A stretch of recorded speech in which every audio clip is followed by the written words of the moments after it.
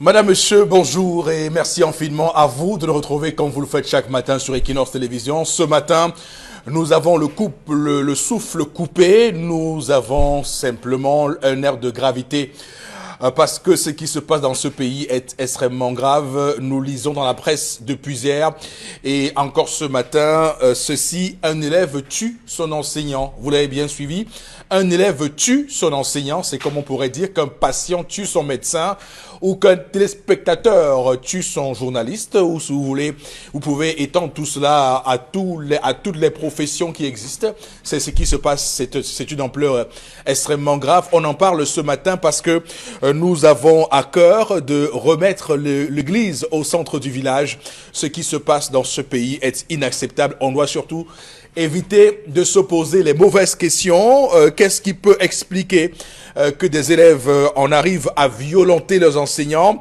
Un enseignant doit-il bagarrer avec son élève? Toutes ces questions qui nous éloignent des vrais sujets, alors qu'on sait qu'il y a une prolifération des stupéfiants et des drogues. Il y a une prolifération des armes blanches au sein de nos campus, des établissements scolaires actuellement au Cameroun. Ces questions, on devrait se les poser pour ne pas rater le coach, pour ne pas passer à côté de la problématique essentiel lié à ce drame du lycée de Colbison hier avec cet élève qui a tué son enseignant de mathématiques. On va également regretter le communiqué de Madame la ministre des enseignements secondaires qui a semblé vouloir un tout petit peu faire un commentaire tendancieux en nous signalant que l'enseignant en question, Monsieur Jomi Chakunte, était en service dans la région de l'Ouest. À quoi sert cette précision, Madame, Monsieur, si ce n'est tendancieux? Nous en parlerons dans cette émission ce matin. On évoquera également le volet de la santé puisque de nombreuses personnes commencent eux aussi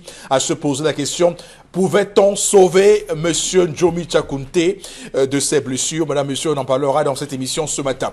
Alors, sur le plateau, tout le monde est là. Monsieur Bachou Chalamel, bonjour et bienvenue. Bonjour, Monsieur Eric Fopoussi. C'est vraiment grave. Oui. Ce qui se passe au Cameroun, et je perds mes mots. Voilà, vous marquez un temps de silence. Je ne sais pas ce qui s'est passé ce matin dans nos lycées et collèges. Est-ce qu'il y a eu une minute de silence pour cet enseignant qui est parti? Est-ce que les enseignants ont manifesté quand même quelque chose, du moins 1 heure sans cours, pour montrer que c'est grave et qu'on est clairement dans une situation où il va falloir qu'on se pose les bonnes questions? Charles Hamel, qu'on va retrouver à 10h30 pour sa colère quotidienne. On en a mal, on a mal, voilà, ce matin. Également sur le plateau, Karine Sontia, bonjour et bienvenue. Bonjour Monsieur Fopoussi, bonjour aux téléspectateurs. Peut-être que Monsieur Jomi Chakunte aurait dû enseigner dans son lycée de prédilection. Peut-être qu'il n'aurait pas dû faire ce concours de l'école normale de l'ENS. Peut-être que Monsieur Jomi Chakunte n'était pas prédisposé à enseigner. Peut-être que dans nos établissements, on aurait pu interdire l'introduction des téléphones portables dans les salles de classe. Peut-être que dans notre enseignement, on aurait dû introduire l'éducation à la morale jusqu'en terminale. Peut-être que dans nos établissements, on a raté le coach. Également sur le plateau ce matin, Donald de Brice-Camgan. Bonjour et bienvenue. Bonjour Fopoussi, bonjour à nos téléspectateurs. Vous demandiez s'il y a eu 1 minute de silence ce matin dans nos établissements scolaires. Je me demande s'il y aura un conseil de ministres ce matin. Un conseil de ministres? Parce que la société est en crise dans tous ses fondements. Tout à fait. Donc, le président de la République pourrait, pourquoi pas, comme vous dites, convoquer un conseil des ministres, mais vous pouvez être sûr que, connaissant comment ce pays fonctionne, ça n'arrivera pas. Faits divers. Malheureusement, parce qu'on va ériger encore ça au rang des faits divers, comme on l'a fait lorsqu'un sous-préfet a appelé un enseignant dans son bureau et l'a mis à genoux devant son élève parce qu'il avait sanctionné et puni cet élève. Comme ça a été le fait divers de cet enseignant qui a été décapité au nord-ouest, comme ça a été le fait divers de l'enseignant qui a été tabassé par un militaire, comme ça a été un fait divers de l'enseignant du censeur au lycée bilingue de Bonassama qui a été brutalisé par un gendarme. C'est un fait divers comme cet enseignant qui a prononcé le mot Maurice Kamto dans un stade de classe et qui a subi ce qu'il a subi à Vebe et ce. Ça a été un fait divers lorsque un enseignant a été bastonné par un parent d'élève. Donc tout ça c'est des faits divers et on passe dessus tout le temps. Donc vous comprenez que un conseil des ministres c'est à rêver. C'est un rêve, malheureusement, c'est une utopie. Le terme est bien choisi. On aura l'occasion de revenir en long et en large sur ce drame du lycée de Colbison. Madame, Messieurs, restez avec nous sur Equinox Télévision. Tout de suite, voici l'histoire du jour. Alors, nous sortons là parce que hier, ça a été très chaud. L'histoire du jour a eu hier des réactions de réprobation comme d'approbation de ceux qui ont estimé que les uns et les autres sur ce plateau n'ont pas été très doux avec cette femme qui se faisait battre et d'autres qui estimaient que voilà, il faut quand même que nous reconnaissions qu'il y a des choses à dire sur des sujets comme ça liés aux violences faites aux femmes. Donc ce matin, nous espérons que nous ne ferons pas le même record qu'hier. Avec vous, Dominique Audrey Oyengelek, bonjour et bienvenue. Bonjour Eric Fopoussi, bonjour aux téléspectateurs. Aujourd'hui, je vous raconte l'histoire d'une famille composée de 4 enfants et de 2 parents. La mère et le père se sont rencontrés, se sont mariés il y a 30 ans, sauf que la mère a eu des difficultés à concevoir, ce qui fait que son premier fils, Toby, est né 10 ans après. Aujourd'hui, Toby a 18 ans et sa mère raconte qu'elle n'arrive plus à contenir la colère de cet enfant-là. Au départ, sa vie a été un enfer selon elle parce qu'elle n'arrivait pas à tomber enceinte. Et lorsque Toby vient au monde, elle a pris Toby comme le centre de tout. Elle a protégé Toby contre tout le monde et contre tout. Il n'était pas question que quelqu'un gronde Toby, que quelqu'un tape Toby. C'était Toby et rien que Toby. Le père n'avait rien à dire, il ne devait pas gronder l'enfant, il ne devait pas. Les autres enfants sont nés et lorsque Toby est entré dans l'âge de la puberté à 12 ans, il a commencé à être très violent envers ses petits frères.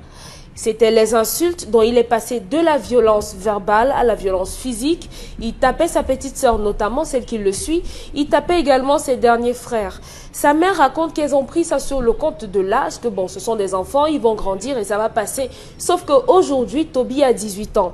Et la situation qui l'a poussé à nous écrire aujourd'hui, c'est qu'après une dispute que Toby a eue avec sa sœur de 15 ans, la veille, le matin, on apprend que Toby a pris un coussin pendant que sa sœur dormait.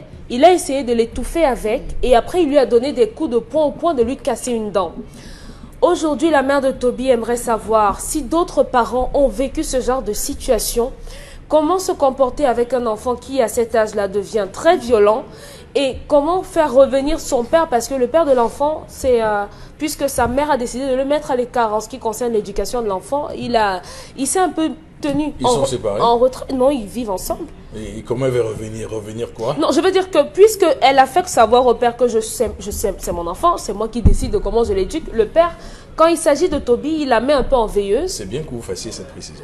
Oui, c'est ce qu'elle mentionne. On vous dira et pourquoi. maintenant, comment donc faire intégrer le père pour qu'il, peut-être avec son autorité, il essaye de faire changer l'enfant. Mais est-ce que chouchouter un enfant veut dire qu'on l'aime?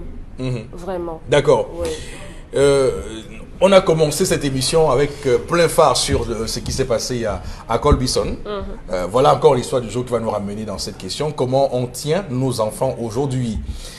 C'est clair qu'avec les conventions sur les droits des enfants, ce qui se passe à l'étranger, les enfants qui peuvent porter plainte aux parents pour maltraitance et autres, vous voyez où on en est. On en est clairement à ça, à la chienlit, dans un monde où tout est permis, où on pense qu'on peut tout faire, malheureusement. Donc vous avez des enfants comme ça qui grandissent et qui croient que tout est permis, qui croient qu'ils peuvent tout faire et qu'on ne doit leur opposer aucune punition. Et les enfants que quand vous punissez, ils pensent que vous le faites du mal. Hein. Oui, que vous le et détestez. ils pensent que vous le détestez, ils pensent que vous... Non, ils peuvent réagir en pensant évidemment que... Donc il y a tout ça. Et malheureusement, c'est dans ce registre-là que le Cameroun s'inscrit aujourd'hui. On va commencer par vous, Karine Sontia, sur ce qui se passe. Et il y aura peut-être aussi un lien avec ce qu'on a dit hier dans cette émission, parce qu'il faut aussi comprendre que de la relation entre le père et la mère dépend aussi l'éducation des enfants. Il faut qu'on soit d'accord. Une famille où il y a le désordre, le désordre là se poursuit jusqu'aux enfants. Oui. Déjà que les deux parents ne s'entendent pas sur comment éduquer les enfants. On vous dit qu'un a écarté l'autre d'un enfant. Ça veut dire tout simplement qu'il n'y a pas de famille là. Il y a juste deux personnes qui se sont rencontrées, ont eu des problèmes pour faire des enfants et ont fini par en faire. Et c'est le drame que nous avons généralement avec les parents qui ont du mal à faire des enfants. Lorsqu'ils réussissent à en faire un, si c'est un seul, on gâte l'enfant. On détruit l'enfant en le dorlotant, en prenant trop soin de lui, en le chouchoutant, même si, à la base, chouchouter un enfant, ce n'est pas lui vouloir de mal. Dorloter un enfant, ce n'est pas parce que vous ne voulez pas que cet enfant grandisse ou qu'il soit un homme fort. C'est parce que quand vous pensez à vos souffrances, vous regardez cet enfant, vous dites que vous avez au moins réussi une chose dans la vie. Mais à quoi ça sert de réussir une chose dans la vie et de voir que cette chose-là tombe en ruine? Parce qu'aucune maman, aujourd'hui, elle en parle. Peut-être qu'elle aurait pu en parler avant, mais l'enfant a 18 ans. Donc, il a la majorité pour faire tout ce qu'il va faire et payer les pots cassés de ce qu'il va faire. Majorité pénale. Oui. Par rapport à cette histoire du jour, vous vous rendez quand même compte que l'homme a été écarté de l'éducation de ses enfants. Dans une maison où le père et la mère vivent, on écarte l'homme de l'éducation de l'enfant comment? Encore que cet enfant, c'est un garçon. On ne parle pas des filles. C'est des femmes comme Dominique. On ne parle... Non, du tout pas. On ne parle pas des filles. Elle ferme la porte. On ne parle pas des filles. Vous savez que ça fait beaucoup de bruit depuis hier. Hein? Ce que vous avez dit là, ça fait beaucoup de bruit. Vous fermez la porte, vous tabassez votre mari et vous l'obligez à vous faire l'amour. On ne parle pas des filles, des enfants de sexe féminin qui généralement trouvent en leur mère peut-être une amie et en leur père le meilleur ami. Parce que généralement les femmes sont plus proches de leur papa, les filles sont plus proches de leur papa et les garçons plus proches de leur maman. Je pense que ce garçon a profité de la faiblesse sentimentale de sa maman et a fini par prendre le dessus. Et il a développé une violence. Je pense aussi que ses relations amicales ne sont pas très bonnes. Parce que se lever la nuit et essayer d'étouffer sa sœur, ça veut tout dire. Il a un esprit criminel en lui. Vraiment, vivement, que toute la famille, là vraiment, c'est toute la famille qui doit aller rencontrer un psychologue. Toute cette famille. Parce que il y a un déséquilibre entre le père et la mère et les enfants qui développent une certaine peur envers leur aîné. Et j'avais peur de mon aîné, de mon grand frère, mais c'était pas la peur, genre je le vois, je fuis. J'avais peur de genre quand il disait enlève-moi cette jupe, je courais enlever. C'était de ça qu'on parlait. Mais si vous êtes dans une famille où vous avez peur de votre frère parce qu'il a déjà essayé de vous tuer une fois, ça veut dire qu'il sera capable de le faire.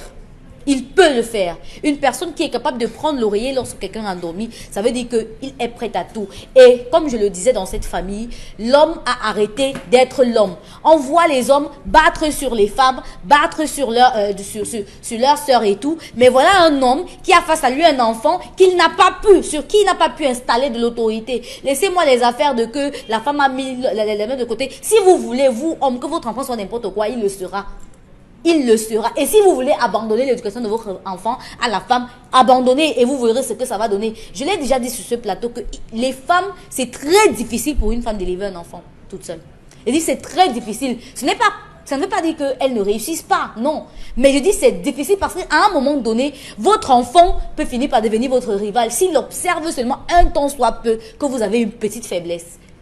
C'est à ce moment-là que le père agit. Pourquoi? Parce qu'il est capable de remettre le pH au niveau normal. Et cet homme-là, il a abandonné. D'accord. Alors, Chalamel, c'est quand même un aveu que nous fait Karine ce matin.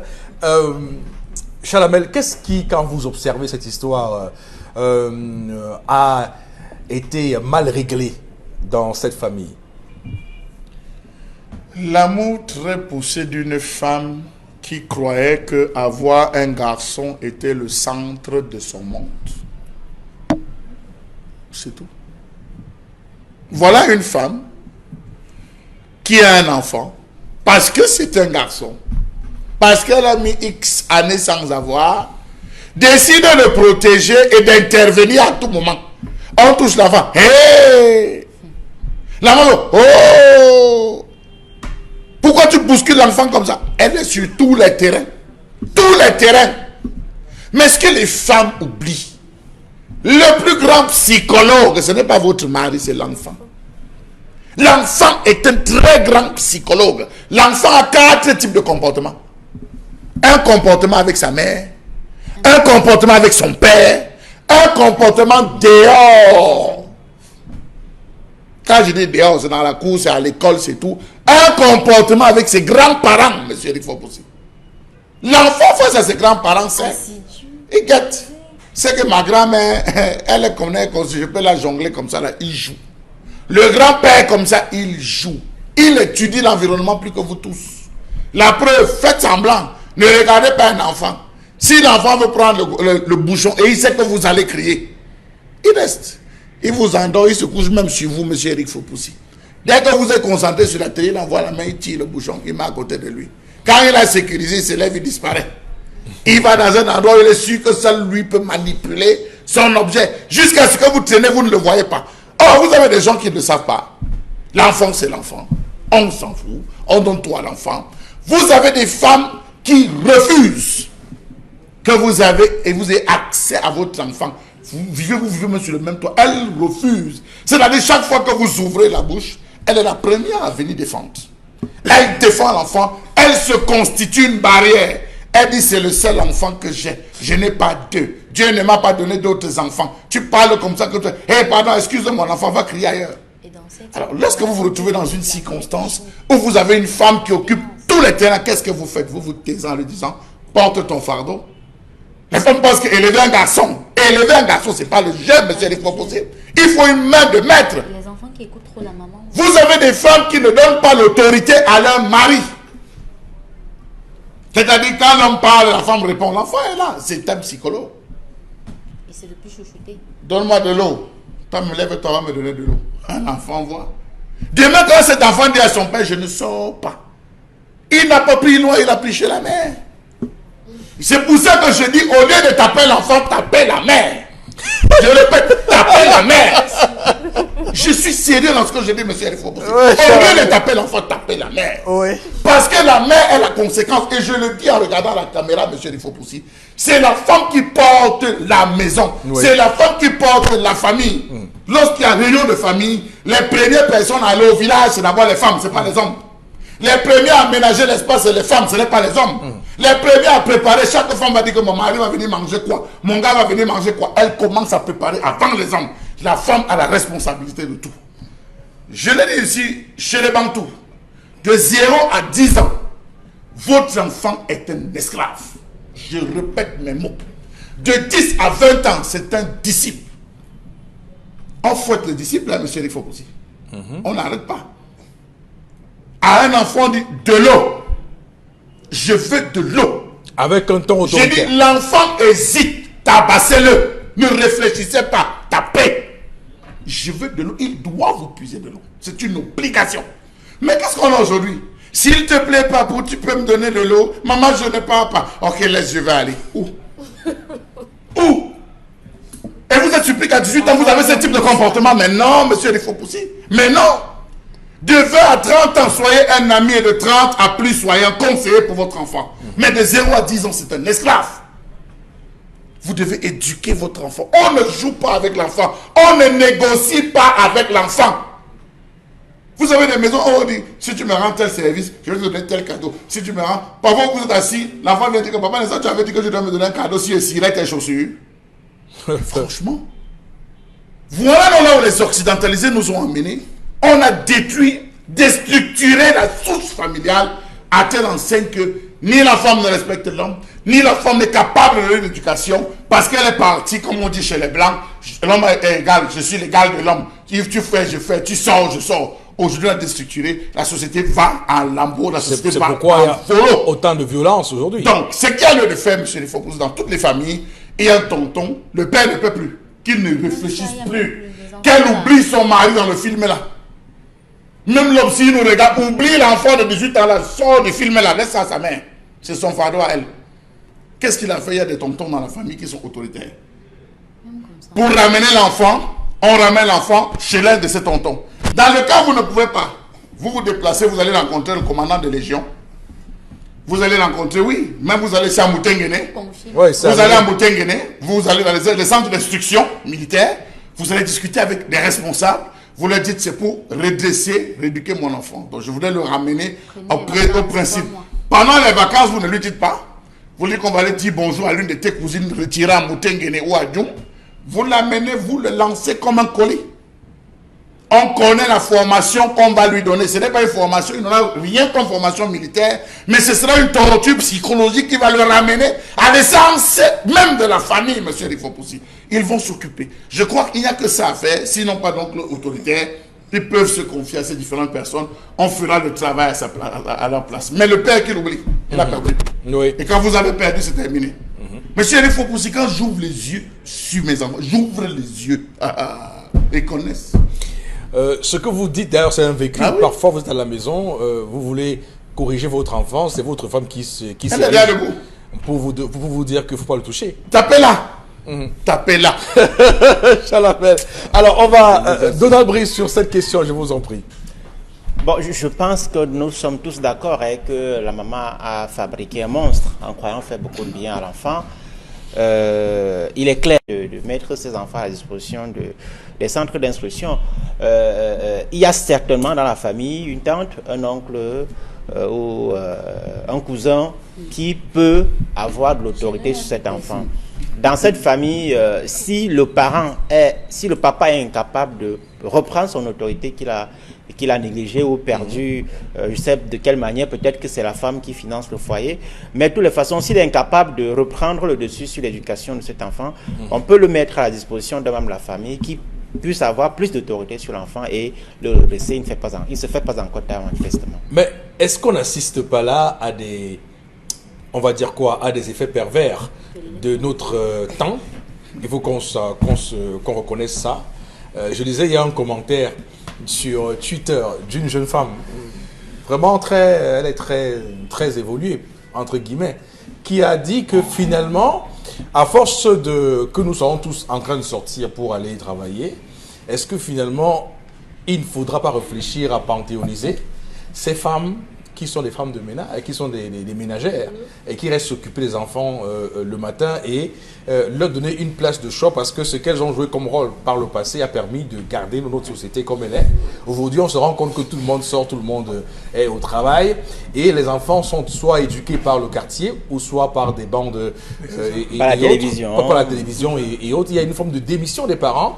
Et on est en train de se rendre compte de ça aujourd'hui parce que les conséquences sont là, devant nous. On voit des enfants qui ont perdu des repères, qui sont malheureusement abandonnés à eux-mêmes. Donc, elle posait la question, c'est une femme très évoluée qui disait, mais est-ce que finalement, lorsqu'elle observe autour d'elle, est-ce qu'il n'est pas urgent pour nous d'ériger ces femmes ménagères qui s'occupaient des enfants, puisque évidemment, puisqu'il faut qu'on soit d'accord, hein, c'est devenu une denrée rare. Vous ne trouvez plus ça facilement? Il y en a encore. Non, c'est très rare. Il y en a encore. Il y en a encore. Monsieur Rifopoussi, il y a une phrase avec laquelle on a grandi. Je vais dire à ton père, attends que ton père rentre. Oui. Cette phrase-là, lorsqu'on prononçait cette phrase, que ce soit votre ami, votre mère, vous négociez. Si vous n'avez pas d'argent, vous négociez en viande. Si vous n'avez pas la possibilité de négocier en viande, vous négociez en service. Non, maman, je vais laver tes habits. Maman, je vais laver les chansons de tout blé. Pardon, je ne dis pas papa.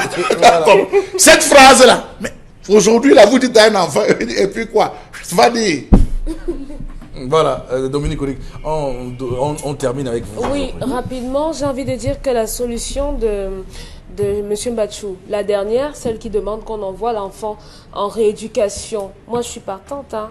Je suis vraiment d'accord avec ça. Il faudrait qu'on sépare ces enfants-là. Mais tout de même, il faut quand même convenir que dans les foyers, il y a des conflits entre frères et sœurs. Juste que dans ce cas précis, le garçon allait un peu plus loin, un peu trop loin. Aujourd'hui, même quand vous marchez dans la rue, ou bien les enfants des voisins, vous voyez la manifestation d'une certaine violence. Lorsque l'enfant entre dans la puberté, généralement, en ce qui concerne le garçon, il a un besoin d'affirmer son autorité. Puisqu'il y a ces hormones qui commencent à s'agiter dans son corps, pour lui, dans sa tête, il est le plus fort. Et malheureusement, ce sont toujours les sœurs qui en paient le prix, là sur place. Les parents auraient dû, lorsque ça a commencé, faire comprendre à ce garçon que sa sœur n'est pas sa femme, qu'il attende le moment où il sera marié, un peu comme M. Mbachou, et il allait taper sur sa femme, pas sur sa sœur. C'est Mauvais exemple. Comme vous dites, non. J'ai Quand on dit tape mauvais la exemple. femme, Vous non. avez dit comme monsieur Mbatouma, mauvais Bon, exemple. il y a juste un mot qui manquait. Oui, qu'il allait On sait que taper. cet enfant-là, comme il va écouter ce discours. Pourquoi pas? 18 ans. Monsieur Mais Mbati, sauf qu'elle moi, prédispose cet enfant moi, à frapper sa femme. Mais puisque tous les jours... C'est vous qui l'avez dit. Elle prédispose cet enfant, ce n'est pas ta femme. C'est votre question. Oui, Ce n'est pas je ta femme. connais- Attends je- à être marié pour frapper ta femme. Oui, Mais non. je connais. Ne vous appuyez pas sur moi, ne je créez pas connais le un foyer où il y a un garçon une fois qui a tapé sa sœur. Et sa mère ce jour-là est rentrée, elle l'a battu. C'est vrai que la mère, quand l'enfant a un certain âge, les coups de la mère, vraiment, ça ne vaut quasiment rien. Mais il a respecté, il a supporté les coups de sa mère. Et sa mère lui a dit, c'est la dernière fois. Attends de te marier pour taper ta femme. Ta soeur n'est pas ta femme. Ce n'est pas pour dire que lorsque tu vas te marier, tape ta femme. Non, mais écoutez- C'est une image pour dire que tu ne tapes pas ta soeur. Mais qu'est-ce que On ne vous tape dites? pas une Qu'est-ce femme. que vous dites? Ce que je veux dire, c'est que les parents non, devraient... non, mais attention, faut pas, attention, faut pas dire ça. Veut dire que le cas de cet enfant est un cas d'extrême délinquance. Hein? C'est pas Oui, un cas où... lui, il est délinquant. Parce que oui, c'est un cas Parce qu'il d'extrême essaie délinquance. d'étrangler sa sœur dans Mais, le sommeil. C'est pas comme si tu giflais ta petite sœur sœur, dans la rue. C'est moi pas je la l'ai même corrigé. chose. Hein? Veut dire qu'elle fait un truc qui est mauvais, je Justement, la corrige. c'est Hein? pas comme s'il giflait sa Ça sœur veut parce dire qu'il a vu que- une mauvaise oui, oui. compagne. Et C'est pas la même justement, chose. oui. Monsieur- C'est pas, Il a c'est essayé pas de le cas la de bagarre. tuer. On bagarre Monsieur pas. Eric Si tu fais Fopoussi. quelque chose, c'est mauvais, je te corrige. Monsieur, pas la voilà, même chose. monsieur Eric Je Fopoussi, vois cet enfant. il y a ce que vous ne voyez pas, c'est quoi? C'est que Oui. la femme a tellement focalisé l'amour sur cet enfant de 18 Elle a ans. oublié les autres Elle a enfants. tellement donné qu'elle a oublié. Les enfants sont oublié les entrés en conflit. C'est-à-dire, lorsqu'il se rend compte qu'il a demandé 1000 francs à sa mère et que sa mère a préféré résoudre les serviettes de sa hygiéniques, sœur. le problème des serviettes hygiéniques de sa sœur, ça devient un conflit et une rancune qu'il porte en lui. Puisque regardez l'écart qu'il y a eu entre sa naissance et les autres. Attention. C'était juste pour ajouter du bémol, monsieur le Clairement. Fopoussi. Les parents devraient privilégier le dialogue, monsieur Fopoussi. C'est important. C'est important. Moi, je ne suis pas pour la violence. Vraiment, pour moi, on ne tape pas les enfants. Non, il y a des enfants qu'on tape. Parce qu'au départ, vous C'est- avez il y a fauté. enfant et enfant. C'est parce Il y a qu'à la des base, enfants. vous avez fauté, monsieur Fopoussi. J'ai grandi dans un Vous avez des enfants environnement où... qui naissent on naturellement tape les enfants. responsables. Et les enfants qui Clairement. naissent Qui naturellement. naissent, non, je pense pas. Oui. Je pense pas qu'il y ait Non. un enfant qui naisse Je comme vous ça. dis que les enfants. Ça se travaille. Non, mais je vous dis monsieur que Fopoussi. même parmi mes enfants, Quand vous Oui. voyez l'enfant Je- grandir, il y a vous parmi savez mes que telle enfants- personne est responsable. l'un d'eux qui est très responsable, c'est-à-dire que Qui lui, protège les il est toujours très prévoyant. Voilà. Là. Mais il y a l'autre là qui est un. Lui, c'est pas, je sais pas qui est le gars a pris ça. Le gars est tellement délinquant, Vous tu parlez- ne comprends Il est pas. désordonné. Oui. C'est pas la même chose. Voilà, donc pour Vraiment. dire que il y a parmi les enfants, il y a enfants et enfants. Vous et êtes en et train chaque de- parent, donc justement, joue sur ces enfants-là pour pouvoir les Ils ont redresser. pas les mêmes- Il y a même les pas enfants de que manière. vous tapez, vous les perdez. Et les enfants, quand vous tapez, vous perdez. Ça, il faut pouvoir savoir Il y en comment a vous avec gérez. qui le dialogue ne passe pas. Voilà. C'est parce que dès le départ, ça a fauté dès la base. C'est pas pour dire qu'on m'a pas tapé, hein. On m'a tapé, mais ma grand-mère était contre ça. Parce qu'elle dit, lorsqu'on tape un enfant, on le radicalise. C'est mieux de parler à l'enfant et de lui montrer le comment et le fauter. pourquoi des choses. Si tu fais ça, c'est telle chose qui va arriver. Vous voyez. En ce qui, je vais prendre un exemple. En ce qui concerne l'activité sexuelle, avant que je ne m'y lance, ma grand-mère me disait, sache que comme tu es là, comme tu es comme ça, tu as des vergetures sur ton corps, sache que le jour qu'un homme va même simplement te saluer, tu vas tomber enceinte. Là, toutes les Sans mères disaient utiliser, je suis désolée Karine, je parle.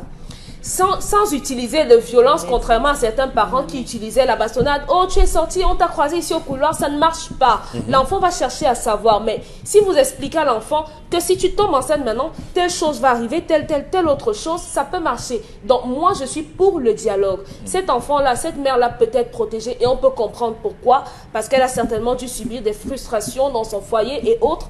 Mais il y avait des choses à faire et le père a démissionné. D'accord. Alors, moi j'écoutais, je partage ça avec vous parce que c'est important aussi de faire ça. Je regardais un séminaire de psychologie pour les enfants et là on expliquait quelque chose de quand même assez intéressant. Il disait qu'à partir de 2 ans, c'est là qu'on fixe à l'enfant les interdits. Oui. Si vous ratez à ce moment-là, donc tout ce qui vous demande, vous devez dire non. Vous devez faire en sorte qu'il n'y ait jamais de oui dans ce que vous lui répondez pour qu'il fixe que dans la vie, tout ne lui est pas permis. Voilà. Et je trouve que quand même c'est intéressant, beaucoup de gens ne savent pas que c'est comme ça. Donc si vous commencez à avoir un enfant qui a l'enfant, 2 quand ans, il va vous dites que je grandir, veux ça telle va chose, changer. vous dites comme Chalamé disait, vous venez lui donner ça, même souvent en disant que bon voilà, en flattant Quand que le père ouais, dit qu'il n'y a Mais pas ne la mère pleure passe plus. derrière pour donner. ne Bébé pleure ne plus. pleure Voilà plus. par exemple. Oui, Chalamé. Monsieur Eric Fopoussi, je continue à dire que La jeunesse d'aujourd'hui a réussi. La jeunesse d'une certaine époque, avant que ce régime ne vienne les tuer, la jeunesse d'aujourd'hui, la jeunesse de cette époque avait ceci de particulier. Je le prends sur nos aînés. Nous avons plein d'aînés, M. Eric Fopoussi, où le droit d'aînesse est quelque chose d'assez fondamental et d'assez respecté. Ça a basculé dans les années 2000 avec les premiers coups de Femania, où aujourd'hui, c'est parce que tel a l'argent qui devient celui que tout le monde supplie à la maison, dans les familles, c'est l'argent qui règle. Ça a véritablement basculé, mais ça bascule ailleurs. C'est vous qui donnez le ton dans votre maison, M. Eric Fopoussi. Et ce ton ne peut être impulsé que par la femme. Quand on frappe, les femmes m'accostent parfois dans la rue en disant, mais tu es dur avec les femmes, tu tires sur les femmes. Voilà le gars qui n'aime pas les femmes. Que non, monsieur Eric Fopoussi. Il faut restituer la femme dans son cadre. C'est la femme qui porte tout. On a eu des mamans qui ne travaillaient pas. Ma maman n'a pas travaillé jusqu'à ce que j'aille au cours moyen 2, monsieur Eric Fopoussi. Elle n'a pas travaillé. Nous tous, elle nous a tenus à la maison. Mais quand mon papa rentrait, il prenait l'argent en disant voici ta ration. Dans cette ration, les mamans se battaient à épargner. Les mamans se battaient à faire des choses. On a des femmes aujourd'hui qui sont devenues plus consommatrices que la société. Elles oublient. Pendant que tu donnes 5 francs, il faut penser s'il faut organiser ça. Il faut qu'elle ait ses brésiliennes ou c'est quoi, ou c'est les Pérou, tout ce qu'elle rappelle là sur les cheveux. Il faut qu'elle fasse des pédicures, manicures. Ma maman n'a jamais mis ce type d'ongle. Est-ce que c'est pour autant que ma mère n'était pas belle, monsieur Eric Fopoussi? Je suis prêt à mettre, tu vas parier que si je prends la photo de ma mère, je mets sur Facebook et je lance un défi à toutes les femmes, aucune ne va égaler ma mère. Et ce sera pareil pour la vôtre, ce sera pareil. Oui, parce que la maman était ceci de sacré. Vous avez des filles aujourd'hui qui ont des piercings, elles ont percé les nez, partout, partout. Si vous vous mettez dans 10 ans, non, mais ce que dit Chalamel est tout à fait. Veut dire que depuis que le monde est monde, c'est clair, c'est sur la femme que repose la responsabilité du monde, de notre humanité. Ça veut dire que c'est nous sommes, moi garçon, je suis le produit de ce que ma mère a voulu. Voilà. Je sois garçon en tant qu'homme. Ça veut dire que les femmes ont la responsabilité. Mais malheureusement, même à cette période, quand vous allez rendre visite, même monsieur le Fopoussi, vous allez chez vous, vous allez rendre visite à papa et à maman. Lorsque vous arrivez, vous commencez par la cuisine. Bien sûr. La maman commence à dire que sache que ton père va apporter tel sujet. Pourquoi tu n'es pas marié? Pourquoi tu n'as pas d'enfant? Pourquoi tu n'as pas ceci? Et cela, prépare-toi, ton père t'attend au salon. Bon, ton père là-bas, salut ton père. Tu es déjà moulé. Oui, tu es préparé. Tu sais que et même parfois, elle te donne les réponses. Elle dit que dis-lui ça, parce que si tu dis ça, il va se fâcher. Voilà. Si la femme ne joue pas son rôle, c'est ça. Tout à fait. Non, on va s'arrêter là, Donald. On va revenir tout à l'heure et vous direz 2 mots. Madame, monsieur, restez avec nous. Tout de suite, voici la colère de Charles Hamel.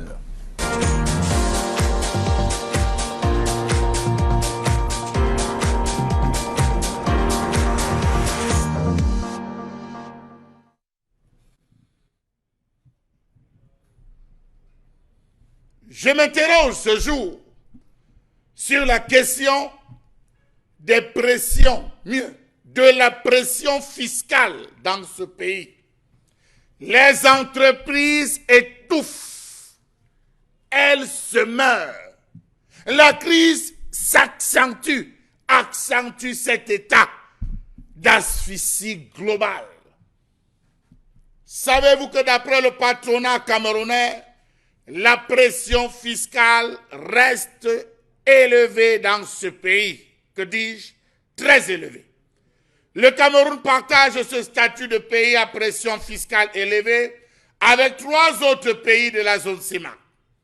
Le Tchad, 63,5%, la Guinée équatoriale, 79,4% et la République centrafricaine, 73,3%.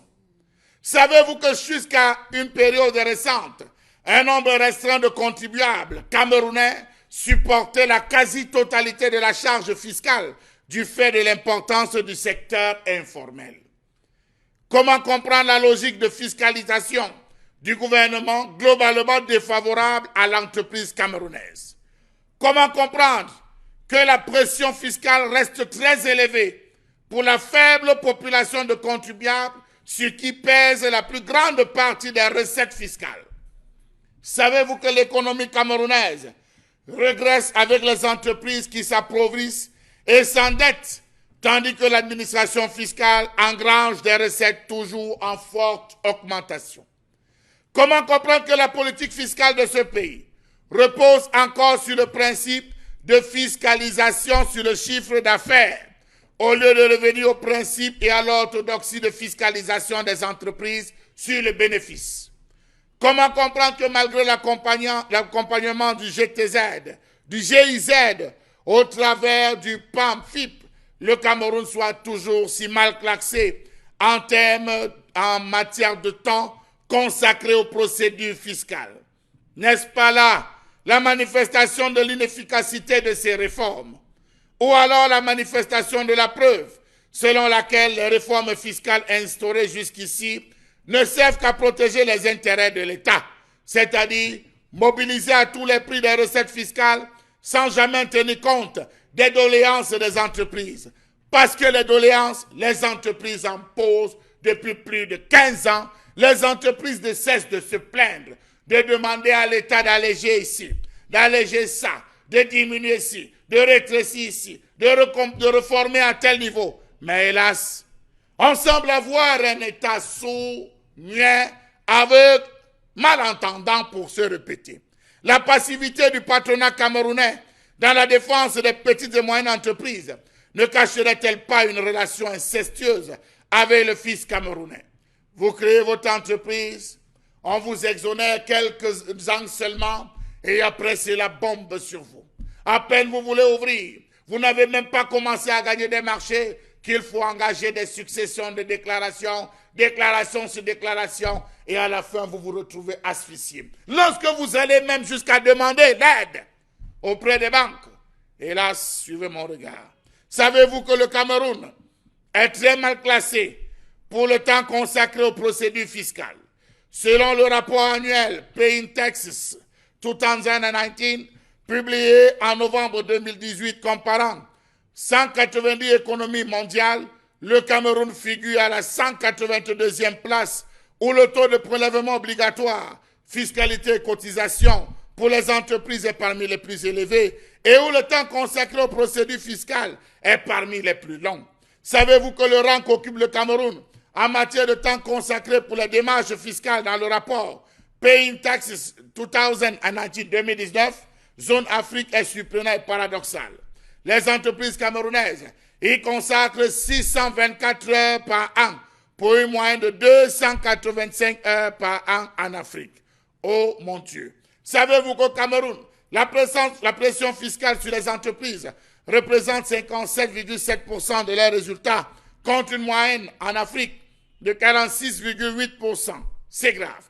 Savez-vous que dans la mouvance de l'élargissement fiscal au Cameroun de l'exercice 2020, le Cameroun vient d'instaurer un timbre de 25 000 francs CFA sur certains documents administratifs selon une circulaire du ministre des Finances. Ces documents concernent les réclamations contentieuses et gracieuses, les demandes de sursis de paiement, les demandes de compensation, de remboursement ou de restitution d'impôts et taxes, les demandes d'incitation fiscale et d'abattement, les demandes de transactions fiscales et d'agrément ou d'autorisation d'exercer une profession. À l'heure où je vous parle, c'est chacun qui se demande à quel niveau il faudra régler désormais la ceinture. En haut, il faut ajouter. En bas, il faut exagérer. Finalement, le peuple, il est où dedans? Le peuple souverain. Voilà, merci Charles Hamel, c'est une question très importante et c'est d'autant plus important que ça nous permet de bien comprendre comment tout ça marche. D'abord, il faut entendre par pression fiscale ce qui désigne l'importance d'un impôt ou d'un groupe d'impôts dans l'économie nationale et surtout son incidence dans cette économie-là. Le Cameroun, comme plusieurs autres pays francophones qui ont la France comme étant la boussole et comme étant l'ancienne colonie, malheureusement subissent ce que la France elle-même est en termes d'impôts. Vous savez que la France, c'est un pays où le niveau d'imposition est très élevé parmi les pays de l'Union européenne. Vous savez, ça c'est un gros débat d'ailleurs là-bas. Emmanuel Macron, il se bat comme il peut pour essayer de voir dans quelle mesure il va essayer de sauvegarder le moral des patrons, parce qu'on parle là-bas on parle là-bas de morale des patrons. Vous voyez, beaucoup d'entreprises délocalisent pour aller dans des pays où il y a plus de possibilités en termes de fiscalité. Par exemple, vous voyez un patron en France, le niveau d'impôt qu'il paye sur un employé est tellement élevé qu'il préfère, par exemple, le délocaliser soit en Chine, où il payera d'abord l'employé à un taux moindre et il n'aura pas trop de charges à supporter. Donc voilà un peu, on va dire, pour fixer un tout petit peu le cadre, pour comprendre un tout petit peu où on va. Et généralement, vous avez des pays comme l'Angleterre, ou l'Allemagne, qui sont des pays qui sont considérés par les entreprises comme étant là où ils peuvent mieux s'établir. On parle là de libéralisme. La City à Londres en est évidemment un cas très important. Pour revenir au Cameroun, on voit très bien que depuis très longtemps, on nous a expliqué que au Cameroun, les impôts sont élevés parce qu'il y a un faible taux de personnes qui payent les impôts, parce qu'il y a le secteur informel qui occupe la plus grande part de notre économie. Voilà. Alors que le secteur informel lui-même aujourd'hui, quand vous interrogez toute commerçante au marché, elle vous dit que vraiment les impôts me finissent. Vraiment les impôts. Même celui qui a ouvert un petit cafétéria au quartier vous dit comment il paye les impôts, que ce soit les impôts libérateurs ou autres taxes. Il vous dit que ça nous asphyxie. Donc on est à un niveau où tout le monde se plaint. Et tout récemment au JICAM, il y avait ce gros débat où le patron du JICAM, Célestin Tawamba, disait qu'il y a une pression fiscale qui amoindrit le moral des chefs d'entreprise, il avait dit. Et donc, il y a eu sous ce débat, est-ce qu'il faut augmenter les impôts pour continuer à développer le pays? Parce que ceux qui disent qu'il y a, pour qu'il y ait plus d'impôts, il faut que l'État ait plus d'argent pour financer les projets de développement du pays. Mais sauf que, est-ce que vous avez le sentiment que le Cameroun est développé malgré l'argent qu'on collecte? De collecter. Donc c'est la grande question, parce que dans un pays comme la France, il peut bien se targuer que bon, on paye beaucoup d'impôts, mais sauf qu'en France, lorsque vous êtes au chômage, l'État paye une allocation chômage. Lorsque vous êtes il y a un système sécurité sociale. Oui, de protection sociale très forte en France. Mais au Cameroun, on va dire là qu'on paye d'impôts, ça sert à quoi? C'est toute la grande question. Donc Donald, quelle est votre lecture de cette question? Bon, d'après les sources, les données sont différentes, mais je vais prendre les chiffres officiels. D'après le ministère des Finances, le taux de pression fiscale au Cameroun est d'environ 16% du PIB, me semble-t-il. C'est un chiffre qui explique, les officiels, est en deçà de la moyenne des pays de niveau de développement comparable. Dans les pays qui ont le même niveau, presque le même niveau de développement comme le Cameroun. Sauf que il faut être plus vigilant dans l'analyse, parce que Charles Hamel indiquait tout à l'heure, à ce qu'on appelle la direction générale des grandes entreprises, qui est logée à la direction générale des impôts, il y a un nombre très limité d'entreprises qui paient les impôts. Je ne voudrais pas citer les noms de certaines entreprises, mais retenez que vous avez des entreprises qui payent 3 000 milliards d'impôts par an. C'est extrêmement important pour ces entreprises. Et au Cameroun, on est encore dans le modèle de la taxation basée sur le chiffre d'affaires, comme l'indiquait Charles Hamel. Concrètement, qu'est-ce que ça signifie? Ça signifie que vous avez les établissements Bacho. Pour prendre une entreprise comme cela, en début d'année, l'État dit payez d'abord les impôts et puis on va évaluer en fin d'année sur ce que vous avez fait comme bénéfice pour pouvoir payer. Si on a trop prélevé par rapport à votre chiffre d'affaires, eh bien, on vous rembourse le reste. Ce qu'on appelle la taxation basée sur le chiffre d'affaires, c'est un modèle qui est dénoncé par le patronat, notamment le JICAM. Son président a plusieurs fois indiqué à l'endroit du gouvernement qu'il faut sortir de la taxation basée sur le chiffre d'affaires pour aller vers la taxation basée sur le bénéfice. Ce n'est pas encore fait, on n'en est pas encore là. Vous avez évoqué tout à l'heure la question de l'élargissement de l'assiette fiscale. Plus on est nombreux à payer, plus la pression pèse moins. Vous avez un nombre très peu d'entreprises qui payent, notamment les multinationales, même si lorsqu'on évoque les multinationales, la question de l'évasion fiscale également et de l'optimisation surgit. Oui. L'optimisation fiscale aurait permis que nous soyons plus nombreux à payer. Si nous sommes 10, si nous passons de 10 à 35, 40 à payer, évidemment que la charge diminue pour nous tous.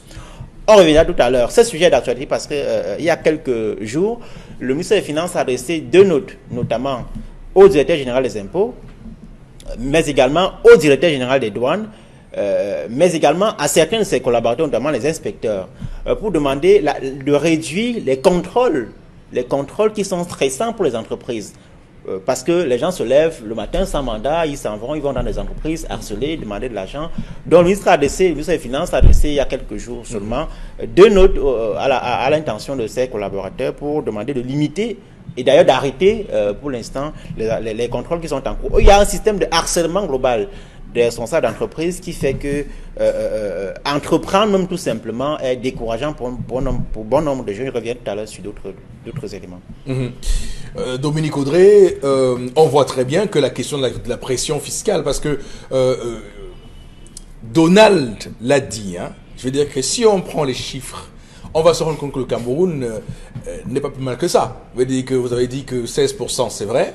La moyenne des pays sous-sahariens, c'est de 17%.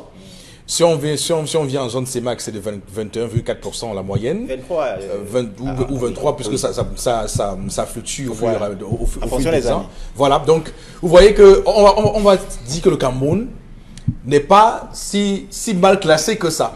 Mais sauf que dans les faits, vous vous rendez compte qu'en réalité, très peu d'entreprises supportent cette charge. Voilà, c'est une fumisterie parce que il faut justement rentrer dans les profondeurs des choses pour voir effectivement le détail de comment se passe cette pression fiscale-là pour les entreprises camerounaises. Oui, Dominique. Oui, les entreprises camerounaises aujourd'hui étouffent. Elles suffocent parce qu'elles se retrouvent, pour celles qui payent les impôts, parce qu'elles se retrouvent aujourd'hui à s'appauvrir en enrichissant l'État.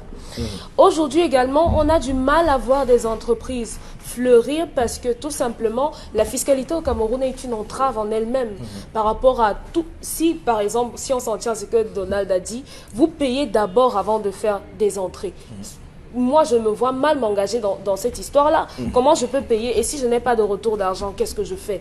On a du mal donc à entrevoir la création d'entreprises, la création de richesses à cause de cette... je ne sais pas si c'est ces créations de richesses qu'on dit oui, par rapport à cette activité, à cette fiscalité-là qui est...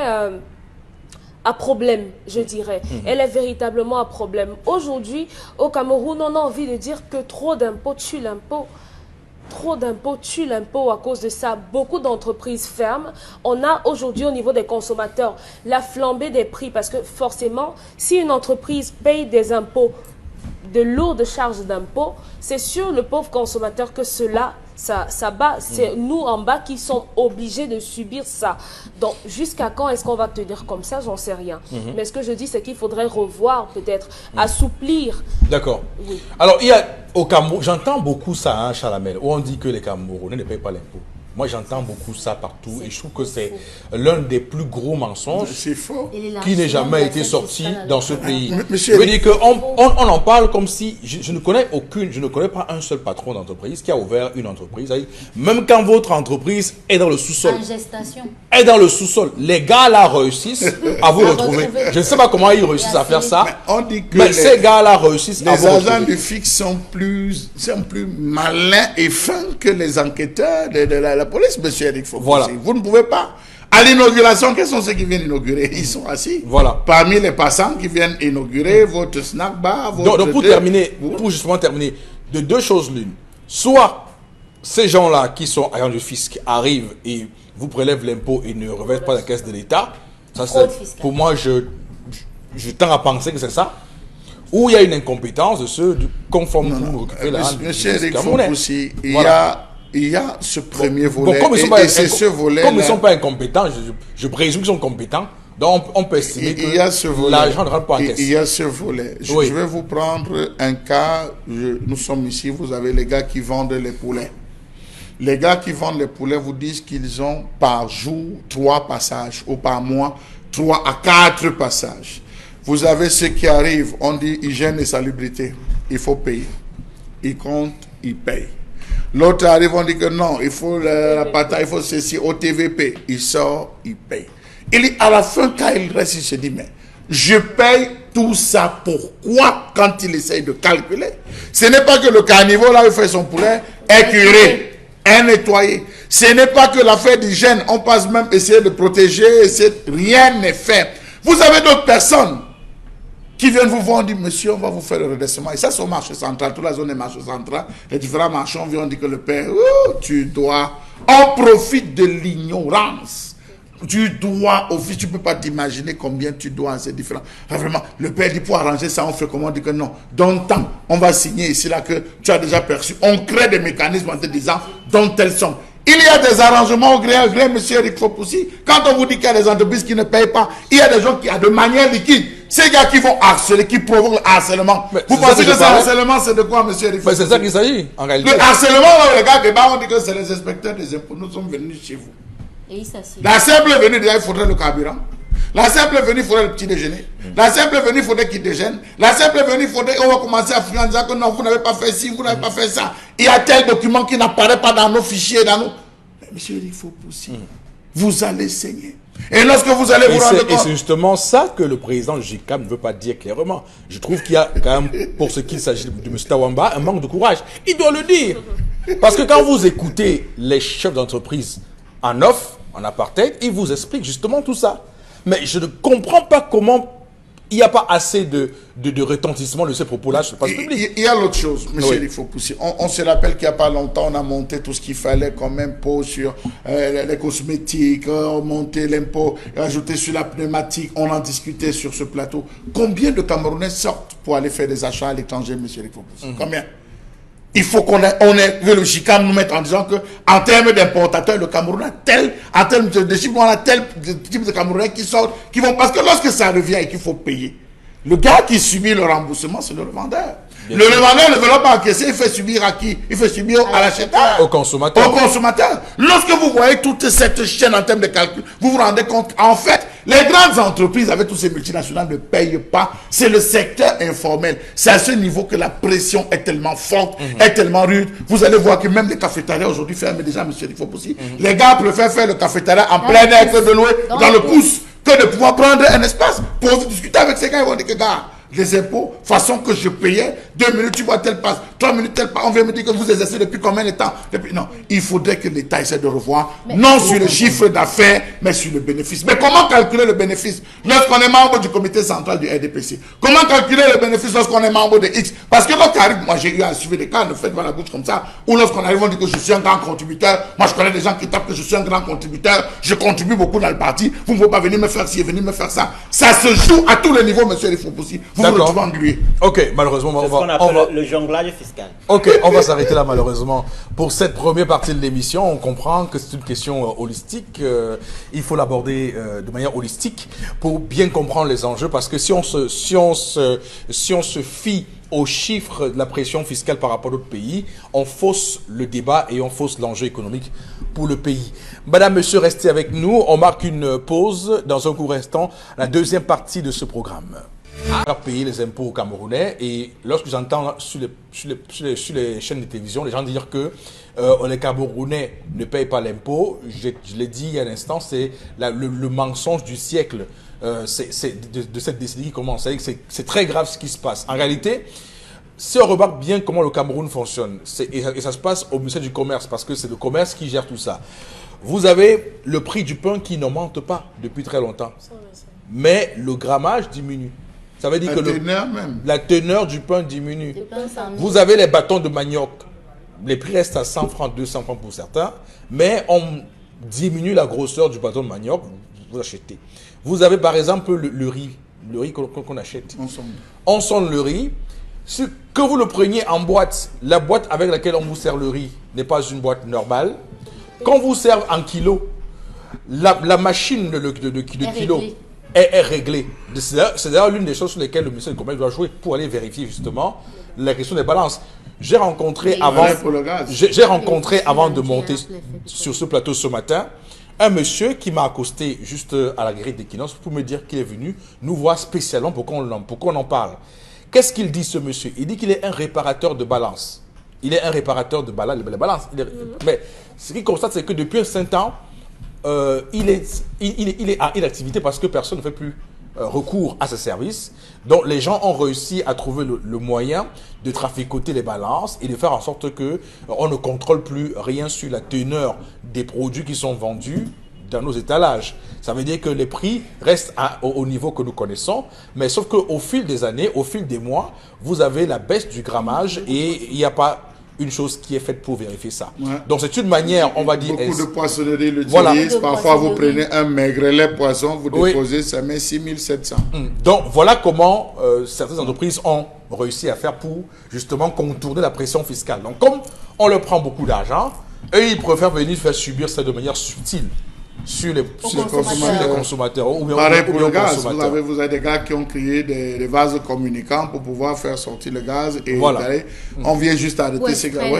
Pour extraire le gaz, vous croyez prendre 12 kilos alors que vous êtes en train de prendre 3 à 4 kilos. À peine 2 jours chez vous, le gaz finit. Donc ça se passe comme ça partout et il faut que le ministère des Commerces justement se penche sur cette question. D'ailleurs, c'est ce que me signalait ce réparateur de balance.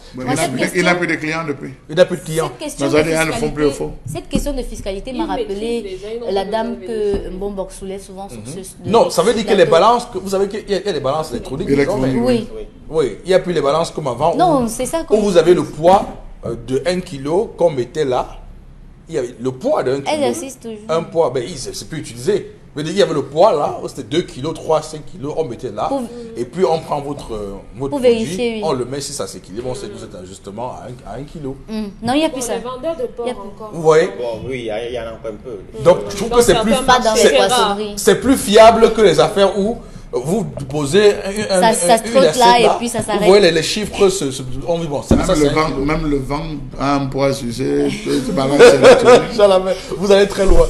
On va lire quelques messages qui arrivent. Oui, le premier message. The tax problem on enterprises in Cameroon is that some international companies are giving big money to some government officials in Cameroon to kill local companies so as to gain the Cameroonian market with cheap imported goods. Oui, il y a aussi cette autre action que certaines entreprises font généralement, M. Eric Fopoussi, c'est ce qu'ils appellent les actions sociales. Construction d'une salle de classe, construction de cibles, forage dans telle zone. Vous savez que lorsque ces gars jouent avec, vous allez évaluer. On appelle ça les responsabilités sociales. Oui, ça que je dis, vous allez, non, c'est un jeu savamment dosé. C'est une mafia. C'est une mafia savamment dosée, toujours comme vous étiez en train de le dire, pour contenir donc de matériel dans tel hôpital et tout. Vous allez calculer, c'est 2, 3, 4 ou 5 lits qu'on a donné, pourtant au fond, c'est rien, mais la valeur de cela, lorsque vous essayez de calculer en termes de valeur, on va vous démontrer que ça a coûté des centaines de millions, pourtant ça n'a jamais été le cas. Oui, d'autres messages, notamment qui concernent l'histoire du jour. Alors, je ne soutiens pas l'idée de dialoguer avec ces enfants d'aujourd'hui. Trop de liberté nous fait perdre le contrôle de nos enfants. À l'exemple de notre époque, nos professeurs ou maîtres d'école étaient des dieux, de même que nos parents. Demandons-nous, de nos jours, ces enfants font ce qu'ils veulent, poignardent les enseignants. À Douala décide de faire les massacres avec des armes blanches sur les rues quand ils veulent. Charles, surtout ceux nés entre 1990 à nos jours. C'est eux qui font la cour aux femmes qui leur dépassent, utilisent des grands phones, pourtant ne font rien, boivent des whisky chers et autres. C'est déplorable. Revenons sur terre avec notre temps des fessées publiques à l'école, le cours de morale et Tessira. Alors, oui. J'ai lu ce matin dans le quotidien Nouvelle Expression un article sur ce qu'ils appellent, retenez-vous très bien, la tontine du sexe. Je n'avais jamais entendu ça dans ma vie. La tontine du sexe, c'est dans la Nouvelle Expression de ce mercredi, c'est extrêmement grave. Donc, des enfants qui se réunissent et font ce qu'on appelle les partouzes. Donc, vous voyez ce que je veux dire. Mais allez lire l'article, je vais vous dire ça ici, allez acheter. Le football, c'est 400 francs seulement. Allez-y, Karine. Ouais. Ils vont accourir. Alors, la femme n'a jamais respecté l'autorité du mari depuis bien avant la naissance de leur premier garçon. Cette femme a dorloté ce garçon sans respecter l'autorité de son mari. Il doit être envoyé dans un lieu pour qu'il soit rééduqué. Il faut préciser une chose. Les femmes qui cherchent parfois les enfants vont chez les marabouts et quand elles réussissent à concevoir ces esprits de fétichisme, agissent sur l'enfant. Et tout cela ajouté au comportement passif de la maman. Lise depuis Yaoundé. Et il faut s'interroger, est-ce que cet enfant, c'est l'enfant du père là? Question. Quand l'enfant n'est pas bien, c'est tout pour la mère seule. C'est vrai. Chalabali pour Vous avez s'interroger. oublié cette Est-ce hypothèse, monsieur que Bachou. c'est l'enfant du père là? C'est son Vraiment. enfant. Oui. Pour l'histoire dernier du message, jour, je c'est vous en donc prie. cette Oui. catégorie d'enfants qui prennent les vies de nos jours, de nos autres enseignants dans les centres éducatifs, et on attribue cela à ces distorsions à l'école où est passée la socialisation de base familiale. Karel Choutan Dougan. D'accord. Merci. On va s'arrêter là pour les messages. Continuez à nous écrire sur la page Facebook de l'émission 10-12 Le Zénith. Madame, monsieur, le temps pour nous de prendre avec Karine Sontia toujours la revue des réseaux sociaux. Oui, dans le cadre de la revue des réseaux sociaux, 2 sujets nous ont attiré notre attention. C'est des sujets tristes.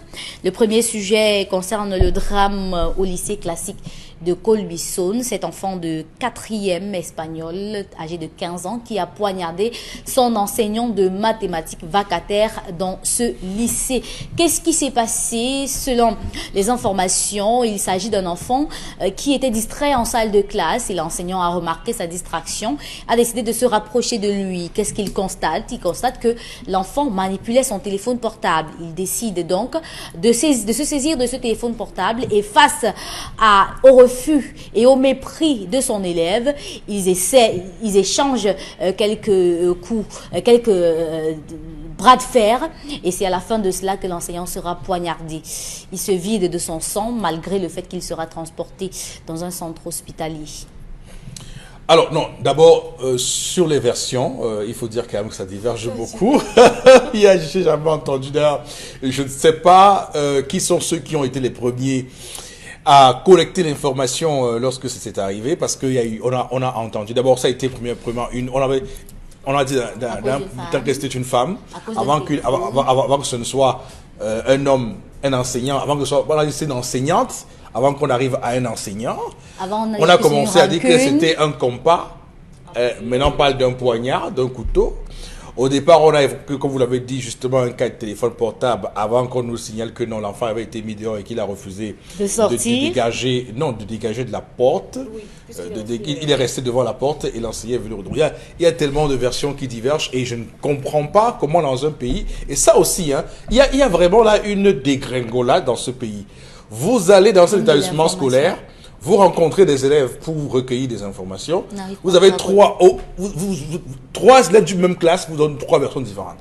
Si ce n'est pas un échec du système éducatif camerounais, je ne sais pas ce que c'est.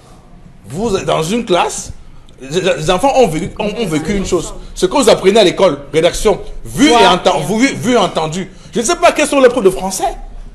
Vu et qu'est-ce que tu as vu, qu'est-ce que tu as entendu? Mais les enfants vous disent non, c'était qu'il y avait telle chose. Non, c'était le compas, c'était. Non, c'est assez grave et je trouve que c'est la résultante de cela. Alors, il y a beaucoup de questions qui s'imposent, Donald Brice Kamgan, dans cette émission, et d'ailleurs c'est important qu'on prenne évidemment sur nous de le dire sans nous vanter. Nous avons alerté sur la consommation des stupéfiants et de la drogue. On a fait des colères dans cette émission sur la prolifération des débits de boissons aux alentours des lycées et collèges au Cameroun. On a alerté sur toutes ces questions-là et le temps passe, les mêmes questions reviennent. On évoque aussi la responsabilité de l'État, du gouvernement par rapport aux enseignants, les enseignants qui commencent à perdre leur autorité, l'autorité du maître, l'autorité du professeur, comme on disait à un autre temps. Quelles sont les grilles d'analyse sur lesquelles vous appuyez ce matin, Donald? Bon, d'abord, je voudrais présenter mes condoléances à cette famille qui est ainsi attristée. Il y a plusieurs niveaux d'analyse. Le premier, c'est que les parents n'ont plus d'autorité sur leur enfant. Et le cas de ce jeune qui a poignardé son enseignant hier, leur enseignant à suffisance. Mais au-delà du cadre familial, il faut dire que c'est la société qui produit l'école. Et donc, vous ne pouvez pas avoir une école angélique, passez-moi l'expression, dans une société de démons. Ce n'est pas possible. C'est-à-dire que si vous enseignez toutes les valeurs morales, le respect, la courtoisie, l'assiduité, la ponctualité à l'école, et que la société évolue à marge de ces valeurs-là, vous n'aurez pas de résultat. Et ceci se passe. Les gens pensent que en instituant la morale et tout ça à l'école, non. L'école évolue dans un environnement global qui est la société. Et la qualité de l'école dépend de la qualité de la gouvernance, des valeurs que nous promouvons. Si vous dites à l'école, à l'enfant, ne sois pas violent, et qu'il voit ces enseignants qui sont frappés à la poste centrale, comme c'était le cas il y a quelques années avec ces enseignants indignés, nous avons dit qu'il n'est pas décent, que c'est un scandale que des policiers frappent sur des enseignants à Mondovision, qu'on les prenne par la suite, qu'on les enferme pendant plusieurs semaines. Et qu'on leur demande de rédiger une lettre d'excuse. Et qu'on leur demande de rédiger une lettre d'excuse dans laquelle ils diront qu'ils ne le feront plus jamais. Quoi? Revendiquer leurs droits, leur salaire, ce qui leur revient de droit. Non, nous sommes dans une société complètement désarçée.